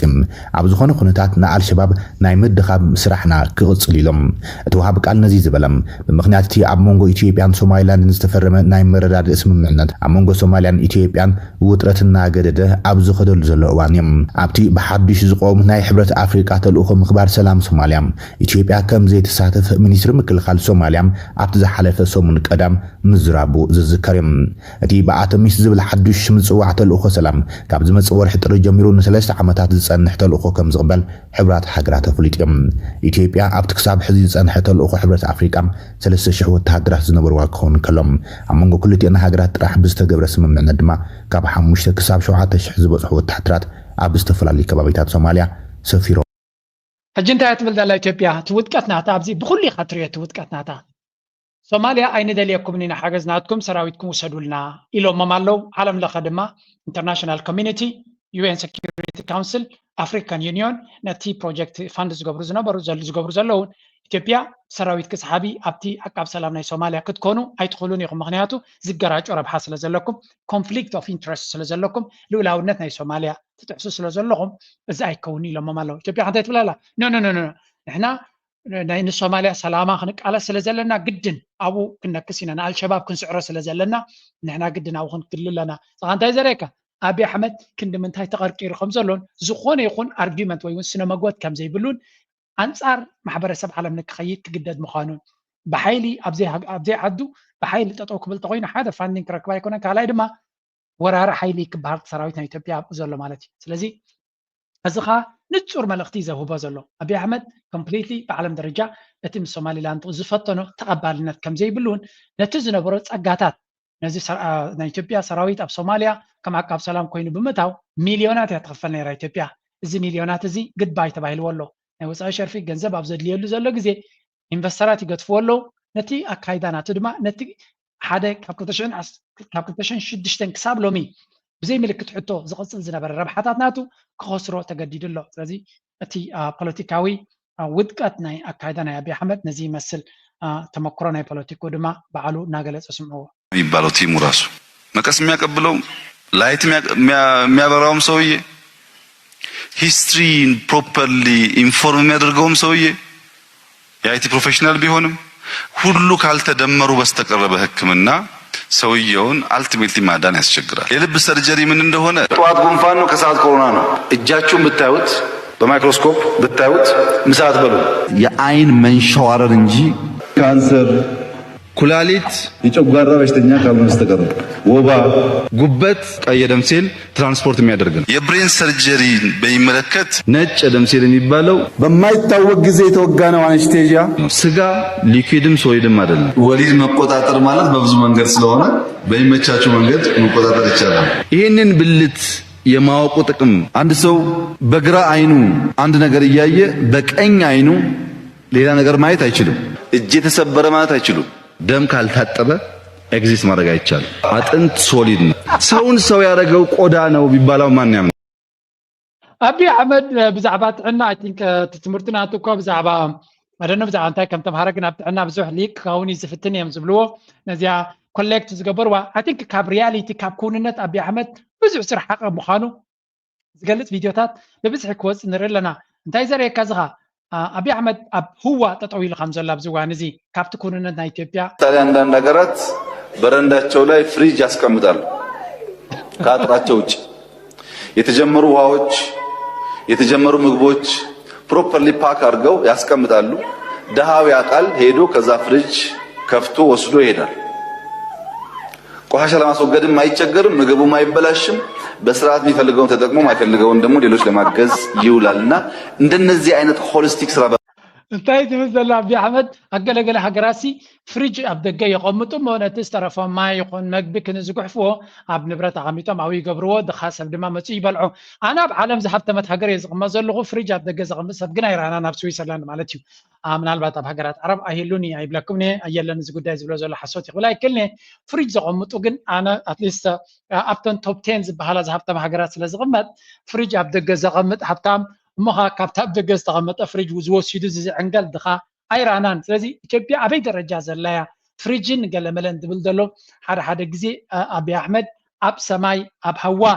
ኮፍ ዝበለ መራሒ እዩ ዝብልዎ ካብዝን ወዲ ከምዝን ተበጊሶም እዮም። ግን ነገ አንጻርና ዝግበር ካምፔን ቀጻሊ እዩ። ታማኛለች በሚል ሰበብ ምክንያት የሆነ ድራማ ነገር ለመስራት ይሞክራል። ከኛ ከኢትዮጵያውያን በላይ ምዕራባውያን ስለ አፋር በደንብ አድርገው ብዙ ፕሮግራሞች ሰርተዋል። የአፋር ህዝብ ኢትዮጵያዊ ነኝ ድረሱልኝ እያለ የሚገኝበት ወቅት ነው አሁን ላይ ማለት ነው። የአሰብ ከተማን ብንወስድ አሰብ ከተማና ዙሪያው ያሉ የአፋር ተወላጆች አሁን ላይ እጅግ አደገኛ የሆነ ተጽዕኖ የደረሰባቸው እንደሚገኝ በርካታ መረጃዎች አሉ። ኢትዮጵያ ባህር ኃይል ሲቋቋም ብዙዎች ደንግጠዋል። እዚ ሰብ እዚ ከዓ መቸም ትማሊ ኤርትራውያን ናይ ብሓቂ ሓያላት እዮም ዝብል ዝነበረ ሕማም ዳቡ ኩላቶም ኣብ ውሽጦም እዛ ሕማም እዚኣ ከም ዘላቶም ዘይምዝንጋዕ ክንዲ ምንታይ ክውድሱካ ይኽእሉ ክሳብ ዝደልዎም ምዃኑ ምስ ደለዎም ዳምፖ ክገብሩ ኸዮም መንነተ ምህናፅ ዝበሃል ሓድሽ ኤርትራዊ መንነት እንጂ ሃገራውነት የኮንኩን ሃገራውነት ነቲ መንነት ምህነፂ እዩ ዝጥቀመሉ ቶ ናሽናሊዝም ዝበሃል ነቲ አይደንቲቲ ነቲ ሓድሽ አይደንቲቲ ምህነፂ እዩ ዝጥቀመሉ ቲ ኤርትራዊ ናሽናሊዝም ዝበሃል ንሓድሽ ኤርትራዊ ሃገራዊ መንነት ክፈጥረ ኣለኒ ዝብል ናይተን መንሽሙ ሪድ ኦፍ ክገብር ማለት እዩ ናይተን ብሄራት መንነት ሪድ ኦፍ ጌርካስ ሓድሽ ኤርትራዊ መንነት ዝብል ንምህናፅ ዝኸዶ ስትራቴጂ እቲ መተገዮናዊ ሃገራውነት እዩ ጠርኒፉ ዝሕዞ ኣብ ኤርትራ ከምዚ ዲፋይን ዘይኮነ ግን ካፍቲን እንዳ ማናጀረ ዝወስዶ ሰኢሉ ሓደ ባዕሉ እቲ ስርዓት ዝፈጠሮ ግን ድማ ካብ መንሽሙ ካብ ጣልያን ዝተቐበሎ ሓድሽ መንነት ምህናፅ ዝብል ሚትን ገለን ዓመት ገይሩ ግን ብዙሕ ክኸይድ ዘይከኣለ ምክንያቱ ከቢድ ጣዕምቲ ዝተዛረብከዮ ከቢድ ማሕበራዊ መሰረት ዘለዎ መንነት ስለ ዝፀንሐ ብሙሉእ ናይ ኤርትራ ብሄራት ከቢድ ማሕበራዊ መሰረት ኣለዎ ክናጋዕ ይኽእልን ብኣውርኦት ትግርኛ ተዛራባይ ዝበሃል ትግራዋይ ኤርትራዊ ናብ ታይ ከምዚ ብሄር ከም ኔሽን ልክዕ በፅሑ ዝነበረ እዩ ፖለቲካል ኮሚኒቲ ኮይኑ ዝነበረ ሕብረተሰብ ስለ ዝኾነ ክዛብዖ ብጣዕሚ ሕጂ ሓንቲ ነገር ክርዳእኩም ኣለዎ ኣይኖ ገሊኹም ሕርቃን ላዕሊ በፂሕኩም ከም ዘሎ ግን ክንሓርቕ የብልናን ከም ንቡር ክንወስድ ዘለና اتعلامة جن انتايو زي بتدقاقامي أنصار إيرتراونت ززاربهم زلو مسيلكم تا إثيوبيا تبهال at some point كدبتن كم تخلي ردوهم الله فرديهم لهم بناتهم سعر زي كونس بتاك هايداناتهم تا إثيوبيا كدبتن كم تخل زوم تجارو دما زوم إليت نريهم زلنا حزب تجاركوا أبكم دلوي مثلا نجد الجمهور يبهالي أكل نايتي تجرايجن أكن دشجر نايتي تجرايج فتح زفتن كوينو تعرفوا مسير تراك نسقع لنا زبل حلمسله زلوا عباي تجراي تبال زنبرت معناته تا زلا تجراي أب حنقولهم أخلتي كونت النعم زعكل زعقاتها يبلا كمون أمين تا نفلتها تزيسي مستي زحلموا كيدني نسام كلها كمان تم تي معرباو كفالناتهم أم حرناتنا يزبل زلوا سلازي تا نساز بلوازلون خلتي كونتن الحلمجن انتايو نزع بيرترا زول حبرتسب كمي غيركا تمغاغلو مو قال كفالناتهم تم تنساتهم ابز حلف عامتات مع سبونسرشيب ገንዘብ بمفساس قال كفال نحنا تقارينا كبل سلاز جمري توحيت لهم نير كل حزبي انت صعيرناسي بزعو غزي انت تزاريبنا له ميديا انت بروباغندا انت غيرناس كنعوتلن خلينا زبلا تحساسب الله ስለዚህ بقليلو ነገር ትግበር አይኮነን ትጽቦ ነገር ታይ ክሰምዓ ማለካ ክንምንታይ ካብ ኩንነ ዝርሐቁ ምዃኖም ድማ ክትክላለካ ኣነ ነዚ ክብል ከለኹ ኤርትራዊ ስለ ዝኾንኩ ጥራይ ኮንኩን ዘረብ ዘለኹ እትሱ ዝብሎ ዘሎ ዘረባ ንዕኡ ንባዕሉ ካብ ሽግሩ ክመሃር ስለ ዘይከኣለይ ኢትዮጵያ ትበሃል ሃገር ብዝተፈላለዩ ብሄራት ዝቆመት እያ ሓንቲ ኢትዮጵያ ንክትፈርስ እዩ ዘብላ ዘሎ ድማ ሃገራውነት ሃገራዊ መንነት ስለ ዘይሃነፀት እያ ኢትዮጵያዊ ዝብል መንፈስ ወይ እውን ንኩሉ ህዝቢ ኣነ ኢትዮጵያዊ ኢሉ ኣሚኑ ክኸይ ስለ ዘይከኣለ ኦሮሞ የኢትዮጵያ ዝበሃል ክትዕሞ ከሎ ጥራይ ኢትዮጵያዊ ዝብል ኣምሓራ እቲ እንኮ ኢትዮጵያዊ ዝብል ዝነበረ ንሱ ድማ ነቲ ኢትዮጵያውነት ክገድፎ ቀሪቡ ዘሎ ሕጂ ማልት ማል እዛ መልሓሶም እንታይ እዮም ድብሉ ነይሮም ኢትዮጵያ ዝበሃል ትበተን ንሕና ተጋሩ ኢና ትግራይ ሃገር እያ ይብሉ ነይሮም ስለዚ ሞተቶም እታ ትግራይ ትብል ሎሚ ክገድፍዋ ጀሚሮም ኣለው እታ ናይ ኢትዮጵያ ትበሃል ቃል ክምለስዋ ከይትዕረውን ትኽእል እያ እታ ኢትዮጵያ ዝብል እምነት ስለ ዘለዎም እታ ትግራዋይ እያ ትብል ናብ ኤርትራ ከፀጉዕዋ እዮም ዝፍትኑ ዘለው ኣነ ኣብ ስዊዘርላንድ እየ ዝቕመጥ ዘለኹ ስዊሳዊ ዜጋ ድማ እየ ኣብ ስዊዘርላንድ ከምዚ ንሱ ዝብሎ ዘሎ ስዊስ ኣብነት ክብ ከለኹ ምስ ኤርትራ ተመሳስል ስለ ዘለዋ እዩ ስዊዘርላንድ ኣርባዕተ ብሄራት ኣለዋ ጀርመናዊ መበቆል ዘለዎም ህዝቢ ኣለው ቋንቋኦም ጀርመን ኣነባብራ ናቶም ድማ ናይ ጀርመን ፈረንሳዊ መበቆል ዘለዎም ሃገራት ኣለው ቋንቋኦም ፈረንሳ ምስ ህዝቢ ፈረንሳ ድማ መበቆሎም ካብ ክኸውን ይኽእል እዩ ምስ ጣልያን ዘተሓሓዙ ህዝቢ ኣለው ፕሮቶሮማኒስ ዝበሃሉ ድማ ጥንታውያን ሮማውያን እውን ኣለዎ ስዊሳዊ ዝበሃል መንነት ግን ኣለዎ ካብ ኪኖ መንነት ሓሊፉ ስዊሳዊ ብራንድ እውን እዩ ተርዲኻን ብራንድ እዩ እቲ ጀርመን ዝዛረብ ኣነ ጀርመናዊ እያ ይብልኒ ተርዲኹም ኣለኹ ጀርመናዊ ዝበሃል መበቆል ኣላ ጎረቤትና ጀርመን ትበሃል ሃገር ኣላ ባይ ዘ ወይ ብቋንቋ እዩ ዝመስሎ ስትርእሱ ፀባብ ስለ ዝኾነት እምበር ኣብ ኣውስትሪያ እውን ጀርመን ዝዛረቡ ኣውስትሪያ ቋንቋ ናቶም ጀርመን እዩ ጀርመናዊ መበቆል ግን የብሎምን ኣውስትሪያን ዝብል መበቆል ኣይደንቲቲ ዘለዎ እዚ ክሳዕ ክንደይ ርእሶም ቫይረሳት ይዎ ከም ዘሎ ክዕረ ይክእልኒ ኢኻ እቲ ቫይረስ ናቶም ፀገም ግን ነቲ ጓሓፍ ናቶም ናብ ኤርትራውያን ከልግቦ እዮም ዝፍትኑ ብሌን ጭው ዝበለ ባህልን ክብርታትን ኣለዎ ኤርትራዊ ስለ ዝኾነ ግን ብሌን ምዃኑ ኣይጠፍኦን እዩ ትግርኛ ከምኡ ትግረ ከምኡ ናራ ከምኡ ሳሆ ከምኡ ዓፋር ከምኡ ኩናማ ከምኡ ብደውየት ከምኡ ራሻይዳ ከምኡ ኤቭሪባዲ ናቱ ክብርታት ኣለዎ ኣብ ኤርትራ ኣብ ትሕቲ ፅላል ኤርትራውነት ድማ ይመፅእ ኣብ ቦታኻ ብሌን ክትከውን ትኽእል ኢኻ ንብሌንና ብቋንቋ ብሌን ክትመሃር ትኽእል ባህልኻን ክብርታትካን ክትሕሉ ትኽእል ኤርትራዊ ምዃን ግን ኣይክልክለካን እዩ ምስ ህዝቢ ብምልእቲ ሃገር ዘጠምረካ ግን ኤርትራውነት ኪዳን ኣለካ ሓንቲ ሃገር ስለ ዘላትካ እሳቶም ግን እዛ ነገር እዚኣ ስለ ዘይሰርሓትሎም ኣብቲ ኢትዮጵያ እቲ ሕንፍሽፍሽ ዘብሎም ዘሎ ንሱ እዩ ነቲ ሕንፍሽፍሽ ናቶም እዮም ናብ ኤርትራ ክእትዎ ስለምንታይ ናብ ኤርትራ እቲ ሕንፍሽፍሽ ንዓታቶም ረብሓ ስለ ዘለዎም ካብኡ ሕንፍሽፍሽ እንድሕር ኢሉ ነቲ ህዝቢ ገሊኡ ወሲዶም ናብ ኤርትራ ምትእትታው ንክገብሩ ተዝቀለለ ስለ ዝኾነ ስለዚ እቲ ናትኩም ሽጣራ منينه وكان يبلو كابانا نيو غحفو طريقه تبلهم كسمعهم ኣለካ ትጽቦ ነገር ድሌታቶም ስለ ዝነግሩና ዘለው ክንመሃረሉ ዝበለጸ ዕድል ይዝበና ዘሎ እቲ ንሱ ዝብሎ ዘሎ ሓሳብ ኣብ ኢትዮጵያ ከም ዘይሰርሕ ዘሎ ንሪኦ ኣለና ኣብ ሱዳን ከም ዘይሰርሕ ንሪኦ ኣለና ኣብ ሶማልያ ከም ዘይሰርሕ ንሪኦ ኣለና እንታይ ዝብለና ዘሎ ኣብ ኢትዮጵያ ዘይሰርሕ ነገር ኣብ ሱዳን ዘይሰርሕ ዘሎ ነገር ኣብ ሶማልያ ዘይሰርሕ ዘሎ ኣብ ኤርትራ ፈትኑ ወይ ዝብለና ዘሎ እዚ እንታይ ማለት እዩ ነዚ ኣነ ዝብለኩም ዘለኹም ተጠቂምኩም ሶማልያ ኮይናቶ ዘላ ሱዳን ኮይናቶ ዘላ ኢትዮጵያ ኮይናቶ ዘላ እሳይ ዕጫኹም እዚ ግን ይሕሸኩም ይብለና ዘሎ እዚኻ ወላ ርእሲ ዘይብሉ ሰብ ከማን ተደናግር ነገር ኣይኮነትን ስለዚ ሸለል ኢልኩም ኣሕለፍዎ ካብኡ ንላዕሊ ግን ህዝቢ ኤርትራ ንቕሓቱ ኣብ ዝረኣይዎ ደቅስ ጎረቤትካ ደቅስ ዝበሃል ምሳሌ የለን ብዙ ኮነ ግን ሓፈሻዊ ኩነታት ናይ ሃገርና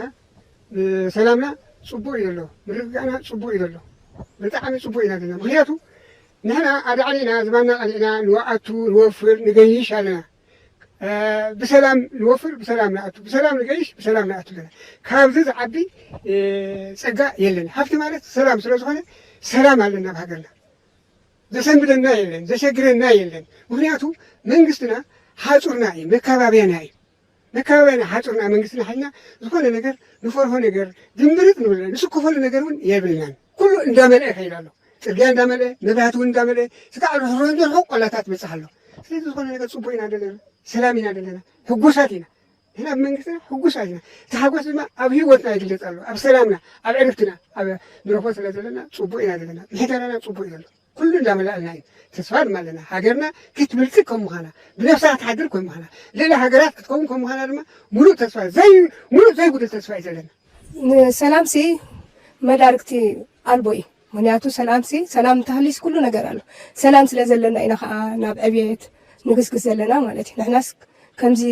ትካላት ከምዚ ተተኺለን ከምዚ ተገይሩ ዝበሃል ዘሎ ሰላም ስለዘሎ እዩ ጎረባብትና ክንሪአን ከለና ግን ክንዲዚ ሰብ መይቱ ክንዲዚ ሰብ ሃሊኡ ክንዲዚ ሰብ ክንዲዚ ንብረት ዓንዩ ዳ እምበር ክንዲዚ ተተኪ ወይ ተሰሪሒ ዝበሃል ነገር የለን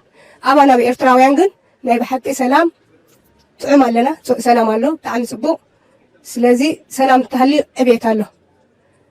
ጎረባብትና ክንርኢ ተለና ግን በንፃሩ ይወድቃ ዳ እምበር ግስግሳ የለዋን ስለዚ ሰላም መዳርግቲ ኣልቦ እዩ ቅሳነት እንድሕር ሃልዩ ኩሉ ነገር ኣሎ እቶትካ እዩ ዕብየት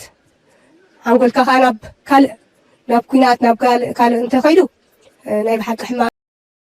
سني وقت هلالة مريم تقوم وتنلاوي سني وقت هلالة مريم تقوم وتنلاوي سني وقت هلالة مريم تقوم وتنلاوي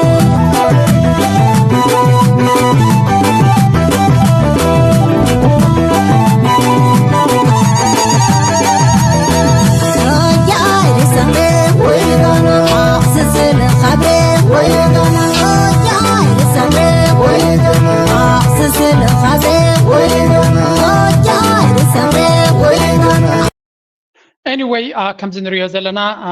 ኤርትራውነት ኩሉ ግዜ ምክንያት ንምሕጓስን ንምትሕቁቃፍን ምክንያት ኣይስእን እዩ ስኒ ኣብ ዝሓለፈ ሳመር ቢንያም ከምኡ ድማ ኣትሌታትናትና ብተደጋጋሚ እንታይ ገብሩና ነይሮም ኤርትራውነትና ከም ንፈቱ ሃገርና ከም ንፈቱ ብሃገርና ከም ንኮርዕ ብህዝብና ከም ንኮርዕ ይገብሩና ነይሮም ሕጂ ድማ ኣብ ዓለም ደረጃ ስኒት መፅያ ናይ ብሓቂ ንዓና ዘኹርዕ ንኤርትራውነት ዘኹርዕ ብደረጃ ዓለም ደስ ዘብል ምርኢት እናገበረት ኣብ ሚስስ ዩኒቨርስ ንኤርትራ ኣብ ዝለዓለ ደረጃ ኣብቲ ዝበለፀ መድረክ እውን ከም ትርቋሕን ባንዴራ ኤርትራ ከም ተንበልብልን ትገብር ኣላ ህዝቢ ኤርትራ ድማ ኣብ ጎና ኮይኑ ኣጆኽ ይብላ ኣሎ እዛ ደርፊ ትድረፍ ዝነበረት ብብሌንያ መሪቕና ፋኒና ከለና ማርያም ተሓግዝኪ እናበለት እያ ትደርፈላ ፀኒሓ ብሓፈሻ ናይ ስኒት ምቕሉልነት ልቦና ኣተሓሳስባ ኣካይዳ ንኤርትራውነት ናይ ብሓቂ ዘጉልሕ ኮይኑ ረኺበዮ ኣነ ብግለይ ማለት እዩ ብተደጋጋሚ ድማ ንዓዓ ንምድጋፍ ኩሉ ንገብር ኣለና ጠላት ኤርትራ ንኤርትራ ንምድኻም ሓድነት ናይቲ ህዝቢ ንምፍርራስ ለይትን መዓልትን ክደኽሙ ከለዉ ፅቡቕ ናይቲ ሃገር ግን ካብ መዓልቲ ናብ መዓልቲ እናበለ እዩ ዝመፅእ ዘሎ ንሕና ድማ ኩሉ ግዜ ወገን ፅቡቕን ወገን ኣወንታዊ ኣካይዳ ናይ ሃገርና ክንክተል ይግባአና ምክንያቱ at the end of the day ፖዚቲቭ ተሓሰብካ ዓለም ምንባርካ ይተርፍን እዩ ኣወንታዊ ተሓሳስባ እንተለካ ፅቡቕ ሂወት እዩ ዘለወካ ክልተ ሰባት ሓደ ዓይነት መነባብሮ ዘለዎም ሓደ ሕማቕ ጥራይ ዝሓስብ ሓደ ድማ ፅቡቕ ዝሓስብ ተኮይኑ እቲ በዓል ፅቡቕ ሓደ ዓይነት መነባብሮ ከለዎ ሓጎስ እዩ ዘለዎ ትስፉ እዩ ሂወቱ እቲ ሕማቕ ዝሓስብ እቲ ተንኮለኛ እቲ ክፋእ ጥራይ ዝሓስብ ግን ሂወቱ ሚዘረብል እዩ ኣዝዩ ሕማቕ ዘሕዝን እዩ ስለዚ ኣወንታዊ ምዃን ንዓኻ ኣብ ኩሉ እትኸዶ መንገዲ እውን እዩ ዝሕግዘካ ንሕና ብዛዕባ ኤርትራ ፅቡቕ ክንሓስብ ከለና ኣብ ሓንጎልና ፅቡቕ ስለ ዝሕሰብ ዘሎ ፅቡቕ ንድቅስ ፅቡቕ ንውዕል ኣብ ስድራና ፅቡቕ መንፈስ ከነሰጋግር ንኽእል እዚ ቪድዮ ናተይ ክትሰምዖ ከለኹም ብዙሕ ግዜ ኣወንታዊ ኣተሓሳስባ ብዛዕባ ኤርትራ ትስፍዋት ንክትኮኑ እዩ ዝሕግዘኩም ምልክት ድማ ኣለና እቲ ትስፉ ምዃን ካብ ዜሮ ዝተበገሰ ኣይኮነን ተስፋ ዝህብ ብዙሕ ነገራት እዩ ዘለ ብዓድና ወላ እውን ንኣሽ ነገራት ይኹኑ ተስፋ ዝህቡ ብዙሕ ምንቅስቃሳት ይግበር ኣሎ ሰዓት ናይቲ ሃገር ይቕየር ኣሎ ሕርሻ ናይቲ ሃገር ይምዕብል ኣሎ ወላ እውን ብዘገምታ እንተኾነ ሰላም ናይቲ ሃገር ርግኣት ናይቲ ሃገር ከምኡ ብደረጃ ዓለም ኣብ ከባቢና ዝኽየ ዘሎ ንኤርትራ ናብ ፅቡቕ ነገር ክወስዳ ዝኽእል ብዙሕ ፅቡቕ ነገር ንርኢ ኣለና ስለዚ እዚ ነገራት እዚ ናራኻ ወላ እውን ንኣሽኑ ስጉምትታት ተመሰሉኻ ሳቶም እዮም ንእሽተይ ነገር ተኣኪቡ ዓብ ነገር ዝኸውን ንኩሉ ሰላምን ርግኣትን ፍቕርን ሓድነትን ዘለዎ ህዝቢ ምኻ ፃዕራም ዝኾነ ህዝቢ ንክዕወት መክቲ ዝዓቅቶ ሓይሊ ክህሉ ይክእልኒ ከምዞም ኣቦታትናን ኣዴታትናን ኣብ ኤርትራ ዝብልዎ ዝፀንሑ ማለት እዩ ናይ ሎም ኣርእስቲ ኣብዚ ክውድየ ላይክ ምግባር ሰፖርት ምግባር ደገፍ ምሃብ ኣይተቋርፁ እናበልኩ ምዝያ ዝበለፀ ደርፊ ክገትፈልኩም እየ ቻው ኣነቴልካ ሎሚ መዓስ ኮይኑ ዋሳ ተፋልንካ ዲኻ ብብረት መፍራሳ ስዕርካ እዮም ዲኻ ብውሽጢ ብደገ ሓቅናት ክዓቢ ኣነ በተሓበ ኣንተ ሓደ ልቢ ኩሉናት ክዓቢ የብሉን ኣበሳ ጓዚ ከመንበሳ ኣንታ ኤሪትራዊ ፀበባ መርሃዊ የብሉን ኣበሳ ጓዚ ከመንበሳ